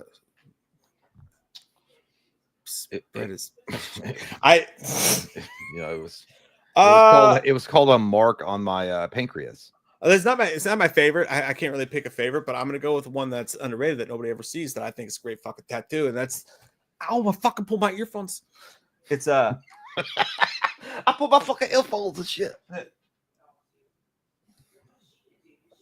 Oh, it's an alien eating pizza. Yeah. It's that dude. You know what? That dude that drew that looked like he just got out of tattoo school. That's what it looks like. I really went all out on that. I say that dude looked like he just graduated from tattoo school, and he's like, I gotta try it out. Dead ass. That was an apprentice. It's just like I'm gonna be a tattoo for half off. Just started. I was like, all right, sure. So there you go. It does look like it. It looks like you went to Area 51 to the gift shop and they gave it to you. No, I know it's not a great tattoo, but it's an alien eating piece of pizza and it says, "Damn the man saved the empire." It's Empire Records one. The worst tattoo I have is this fucking thing. This is the first tattoo I had. That actually looks good. What are you talking about? 17 years old. No, it's just the color's still strong. It's just corny because it says, "My youth is a tattoo I won't cover up." Like it's okay. I've covered it up now. Like I didn't read the words. I just thought it was a microphone. My youth is a tattoo I won't cover up. Yeah. But okay. Well, I feel like that R2D2 meme where it's like dies of cringe. I was 17 and I was in a band and I was writing lyrics for a song and then my girlfriend came home and she's like, Scott said he'd give you a tattoo, but it has to be today. And I was literally writing this song, and one of the lyrics was, "I know that you want me to just grow up, but my youth is a tattoo I won't cover up." And I was like, "That's some deep shit." And by the way, he put it in a tattoo convention thing, and bikers kept coming up. They're like, "Dude, I fucking love that." And I'm like, "Thanks, stop looking at me." It's weird, but yeah. I mean, it is what it be. I mean, it's not like I feel like the color looks good. Thank you. And the lettering is okay. I think, and the microphone's great. But the cringe value that comes off of it is those are good lyrics. It just doesn't work when you're 40. I don't think that works. Shut up. It sounds like something that Green Day would like write and then they throw away. They're like, I don't want to use that lyric. Yeah, as a B-side. Tiffany at 9:34 is where we're at now. I'll be right back. I gotta pee. Okay. It's not Tiffany because he just answered that, so he's lying. It was the Boogeyman, Jay, an action figure you want but haven't got. I don't want any more action figures. Boogeyman. I literally I'm trying to get out of the field of collecting action figures because I'm literally running out of space. I can't. But one of my I will say this. I really would have loved if I had got into Marvel Select earlier on. I would have loved to have gotten the Silver Surfer Marvel Select because it looks incredible. But it's so expensive. I'm not interested at all in getting it. But that would probably be the one that got away. But I'm also like I'm looking at like not only like selling or getting rid of the 17 and a half boxes of comic books. I'm also looking to downsize some of these action figures as well. So that will be a project later on in the future that I'm hoping to resolve. It's space, and I don't collect as much anymore. But anyway, I'm sorry. It would be Silver Surfer. But thank you, dude. Lee the Machine fucking Bauer says, hope we get news for TMNT, the last Ronin movie soon. I think they're trying to get Judith Hogue and Elias Koteas back. I hope it's true. Yes. So if you guys don't know, and absolutely great question and great statement. You didn't ask the question. I'm stupid. Judith Hogue played the original April O'Neil from the 1990 TMNT movie, along with Elias Koteas, who played Casey Jones from TMNT 1 and TMNT 3. I think they're great if they come back. And I want to see some news. The last Ronin, Jesus Christ, look at that goddamn come boomerang target. You know what's happening right now? What? I didn't realize it. I was only going to drink a little bit, but they ran out of certain things, and I'm drinking pints. And Pints? Jesus Christ, is it kicking my dick? Pints? Pints of what? Miller Lite. Like tiny pints? Like little pints? No, they're not tiny. They're huge. Huge dicks. Well, pint is like Anyway, pint is like this. I hope we this get is a some pint. news. No, dude, it's not a pint. No, it's not. But Ugh. I hope we get some news from the last Ronin That is a pint. soon. Thank you. Thanks again, Lee. But you're right. No, they said years ago, like a year ago, they said they're doing the last Ronin story. But I'm telling you, Lee, and I'm telling everybody, they're lying to us all the fucking time now. They come out and they put out these grandiose ideas like, we're going to make a last Ronin movie. And then they just sit back in their fucking millionaire houses and they watch. And if it doesn't get them a certain amount of retweets or anger or love or whatever, they go, okay, clearly the interest isn't there. We're not doing it. They're using us with these stories. That's what's going on. What's really We'll probably sad, dude, is if you go back and watch the original TMNT movie, and not only the first one, the second one, and even to an extent the third one, and they were using Jim Henson's Creature Shop as the suits, and then you go and watch the Michael Bay version, man, it's so fucking different. It's so bad with the Michael Bay shit. It's so bad. And like I watched a YouTuber react. They had never seen, I don't know if that's true or not. But they're great actors if it was true. But they were doing a watch along with TMNT 1990. And they're like, oh my God, they're so animated. It looks so good. I thought it was going to look clunky and shit, you know? And that's true. A lot of people probably would think that. But dude, the 1990 TMNT movie is still the best and only. Hey, we got a serial killer in the chat, everybody. This is fine. We like to see it. Stop it. Stop doing that. He's hiding out. Don't do it anymore, David. You're still undercover. Anyway, yeah, I'm just saying I hope that they go back to practical effects and suits for the last Ronin. Would it work? Would it work? That they have to. Because it's a very serious story because the last Ronin is Michelangelo is the last surviving Ninja Turtle after the other ones were murdered. And he's like not like the happy-go-lucky Domino's pizza eating dude anymore. He's like an actual badass. So would it work? Yeah, I think that if you go practical with that, I think that if you go back to the Jim Henson Studio Creature Shop, I think it would be amazing. And listen, don't whiz on the electric fence, but you're 100% right. Like that, the only way to do a Turtles movie, like the Mutant Mayhem was fun, like as an cartoon animated thing, but like the only way to do it is just to go back to like you said, the Jim Henson thing. That's the only way to do the Turtles right. And if you don't do it, I'm out. By the way, Tiffany, that was not too personal at all. That was a great question. Thank you. I love to talk about myself for any reason whatsoever you can give me. I do. It's narcissism. That's what I have a lot of it. I'll do it. He's got to drain it off. Why do you think we do this for a living? I need the attention. That's true. Like, I desperately need the fucking attention. It's like, yeah, my mom and dad never paid attention to me, so let me go on the internet. This is cutting way too deep. This is true shit. Why'd you have to make it so real? It's for me. Why would you say something so brave yet so true? Because we're both walking up this mountain together. What was the last one you were on? No, we're on JT Owsley at 9:40. Oh, yes. He works with a Haitian who lives in Springfield, and we got to talking. I said, they're eating the dogs, the cats, the pets. And then we laughed, and I said, I'll be eating my stepmom tonight. It's such a treat. Jesus Christ. JT Owsley, the prophet and amazing author of Incestual Desires. This man is a legend. And pay some respects. He JT definitely- Owsley. But by the way, just so you guys know, he's not talking about eating her in a cannibalistic fashion. No, he wants to eat a vagina. He's talking about going down deep in her Giza pyramids. Yeah, JT Owsley has a real bad hang up about wanting to fuck his own mother, and we support all of our followers here. For sure. We had a murderer a second ago.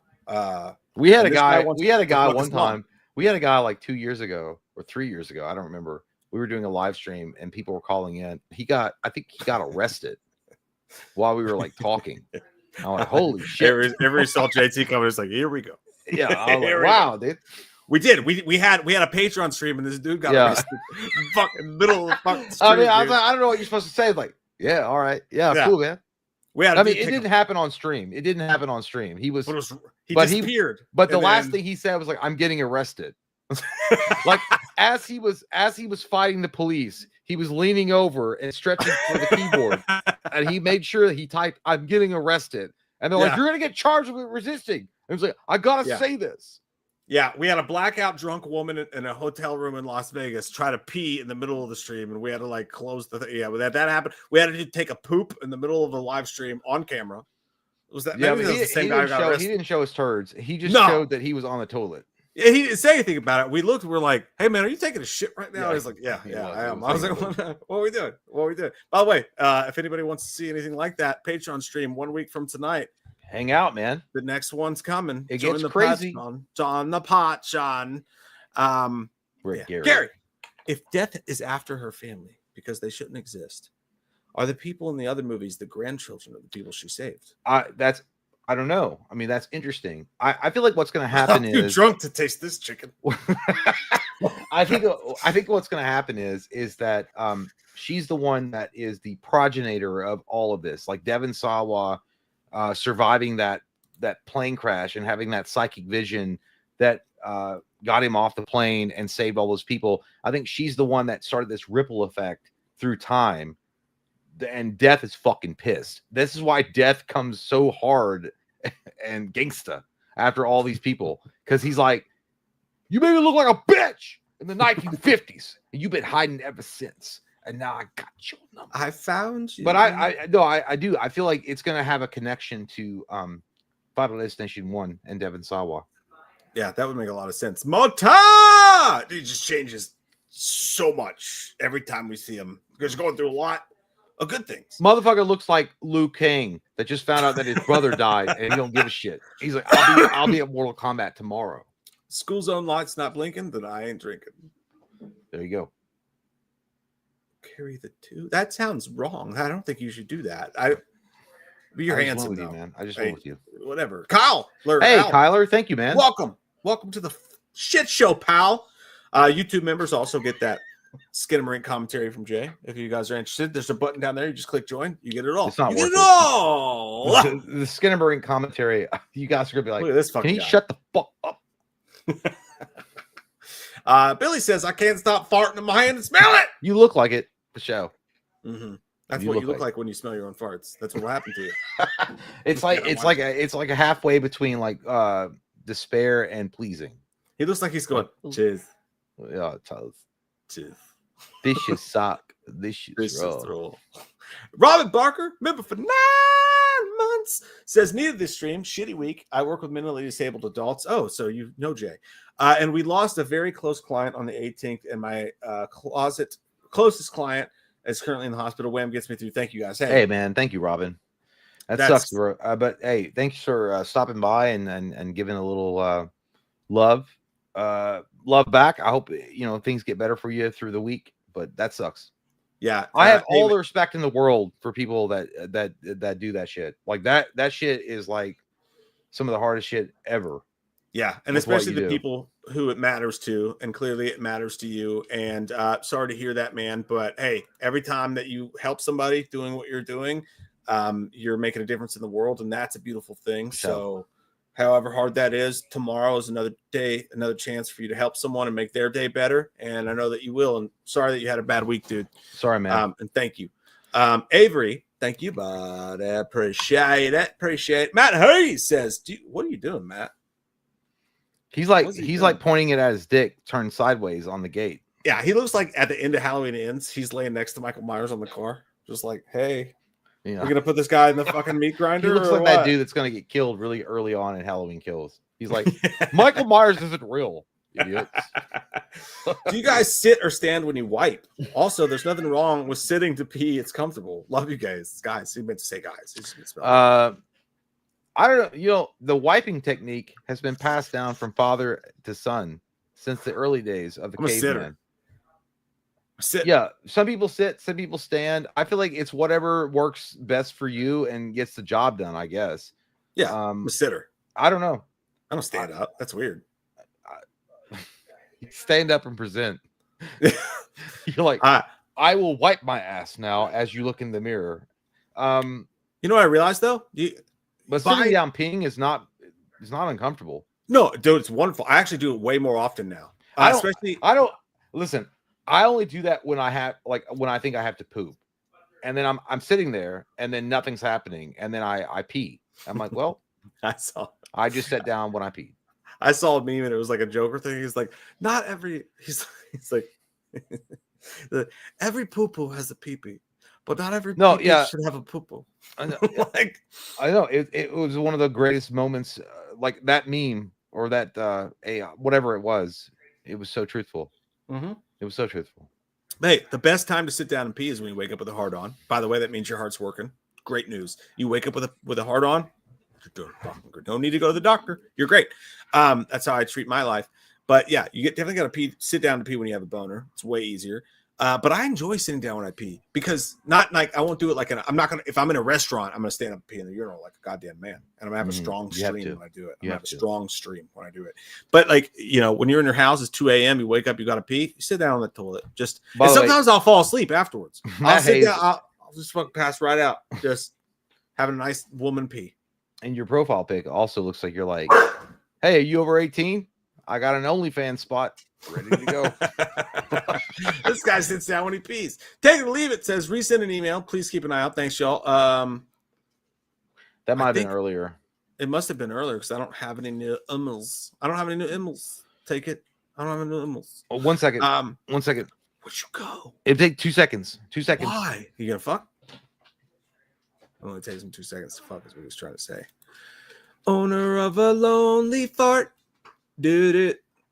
It's a great song. I like that song. Michael Pardon says Peter's friend Ned needs to become the Hobgoblin. I fucking hate Ned. I fucking hate Ned. I didn't see Novocaine because I don't like Ed. I'm like, oh my god, he's so whiny. He's such a bitch. I really don't like Ed, dude. So I disagree, Michael. But you're a wonderful person, but I fucking hate Ned. What? Ned as the Hobgoblin? Yeah, Ned, the guy in the chair from Spider-Man. Tom Well, Holland. no, I hate that guy. But I can honestly see like it happening. I can see them doing that. That'd be a bridge too. I hate it. Well, I feel like that shit fell apart. Like when you look at Spider-Man 3 with Tobey Maguire, and they rushed that shit through with Harry Osborn taking over the mantle as Green Goblin, which does happen in the comic books, but it was all rushed in because originally I'm pretty sure that Sam Raimi had mentioned that they only wanted to have the Sandman, which, by the way, his story was great. Yeah, the arc was great. And then they kind of like pressed in the Hobgoblin, or not the new Green Goblin, and is his best friend, and it kind of goes stupid. Like, and the Amazing Spider-Man with Andrew Garfield did the same kind of shit. Yeah, but it does make sense a little bit. Michael also said Secret War is going to reboot the MCU, and that may be exactly what it needs. That may be exactly what it needs, dude. You might be right. He also said, to me, Linda Cardellini is always Velma Dinkley from Scooby-Doo. I like her, but I'm also not really on board on her doing this role. She was also in La Llorona. I've seen her face in a bunch of places. Very hot. She's Beautiful. But here's the thing. It goes back to the idea. I don't care anymore about Pamela. Debbie. About Pamela. Yeah. And Debbie too. What a slut. Debbie. Fuck Debbie. She was behind Speedway sucking off 3 guys. I don't care about her. Sick of Debbie. Shit. Meth addict. Methylene. What's it? Methylene. No, I will say she's a good actress, and I'm sure it'll be fine with her playing the role of Pamela Voorhees, but I just don't care about the role of Pamela Voorhees. I agree. And my only hopes and prayers, guys, is that from episode 1, they're going to do their prequel shit, and it's going to be Linda Cardellini and whatever. My only hopes and prayers is that they will jump around timeline-wise and show us Jason today doing shit, and then jump back so we get a little bit of Jason, a little bit of Prequel, a little bit of Jason. You got to give the juice. You got to give the juice. Yeah, we need it. We want it. Yep. Give it to us. Tiffany says, please don't read the previous chat sent seriously. Please feel better and stay well and young, guys. I don't know what are you saying, Lynn? What happened? What she talks shit. She talks shit. On That's me? What it is. I don't know. Maybe on me. That's fine. That's all right. That's all right, Tiffany. Hey Jay, suck on my finger. No way. Come on, dude. Come on, just take it. Come on, dude. I won't do it. Put your mouth over here. No. Just do it one time. I won't do that. I'll do this all night. That's fine. Come on. Just kiss it. You look like you're directing someone to your butthole. It's over here. Just go around. Go around. Please, God. Tiffany, don't you worry. We love you. You're sweet and kind, and you're great. Don't sweat it. Mutant Mayday says, have you seen the One Battle After Another trailer? New DiCaprio movie. I did see that trailer. Weird. I'm not a P.T. Anderson guy, man. Like his movies, he did like Life Aquatic and all that shit. Is there was there any like actual trailers that dropped that was good? Other than Dangerous Animals looks fucking awesome. So, you already watched it. Yeah, that one looks good. But the One Battle After Another, like Leonardo DiCaprio is great. The story looks kind of fun and silly, but I just know if it's P.T. Anderson, it's just going to be a bunch of people walking around saying weird shit, and the movie's just going to end. And it's like, what the fuck was that even about? People, but it has its audience. People love those movies. I just can't do it. I can't do it with those movies. But I love Leo. He is great. He's great. Blake, here Linkin Park's new single, Up from the Bottom. I was up from the bottom last night. I was the bottom, and then I was like, I'm up. It's over.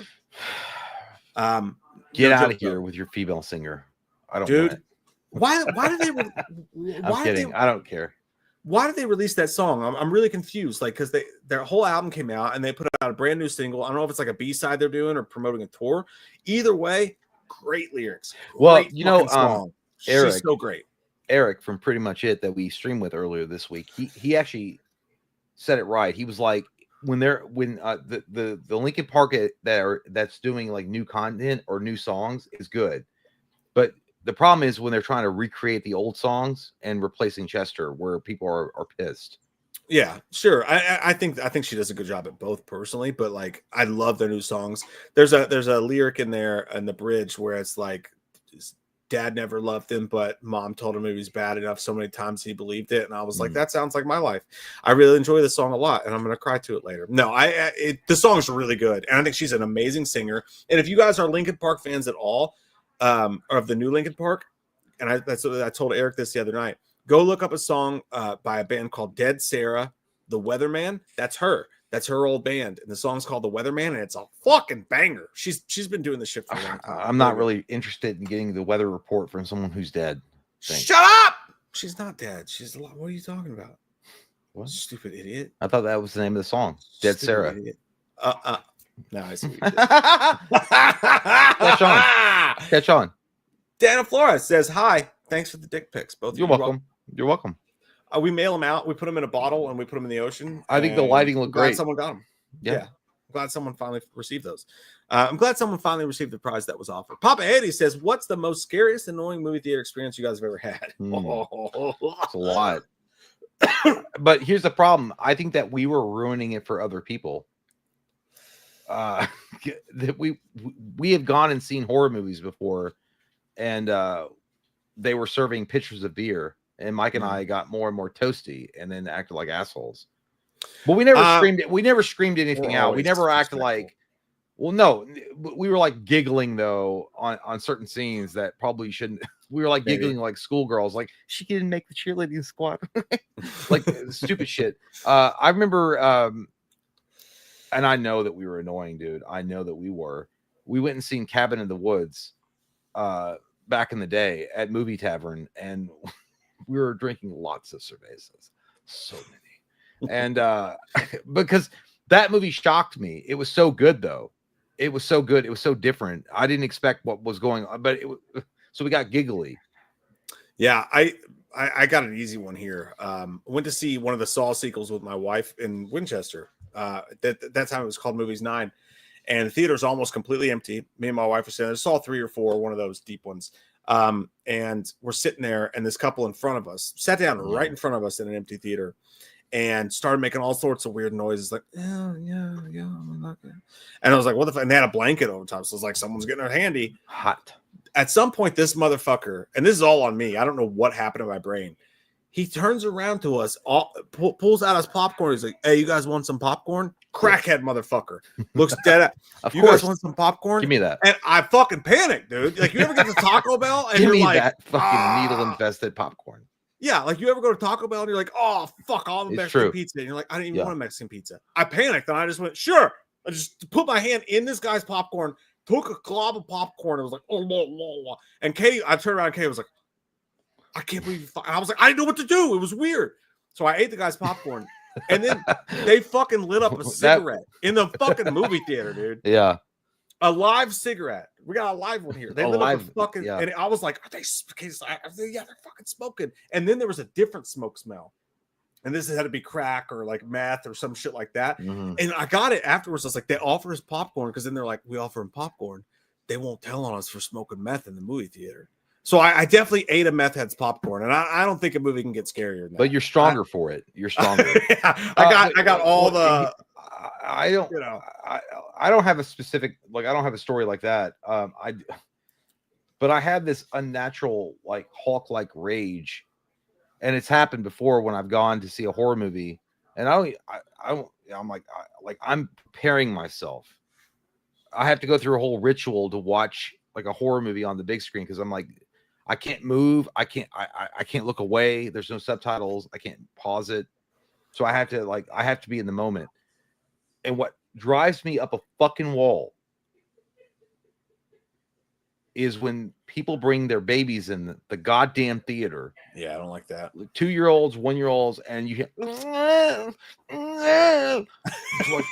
God fucking damn it. That's what Space sounds like when he comes, by the way. Yes, that's what I do. 100%. And that's when you know it's good. When you know that orgasm hit right.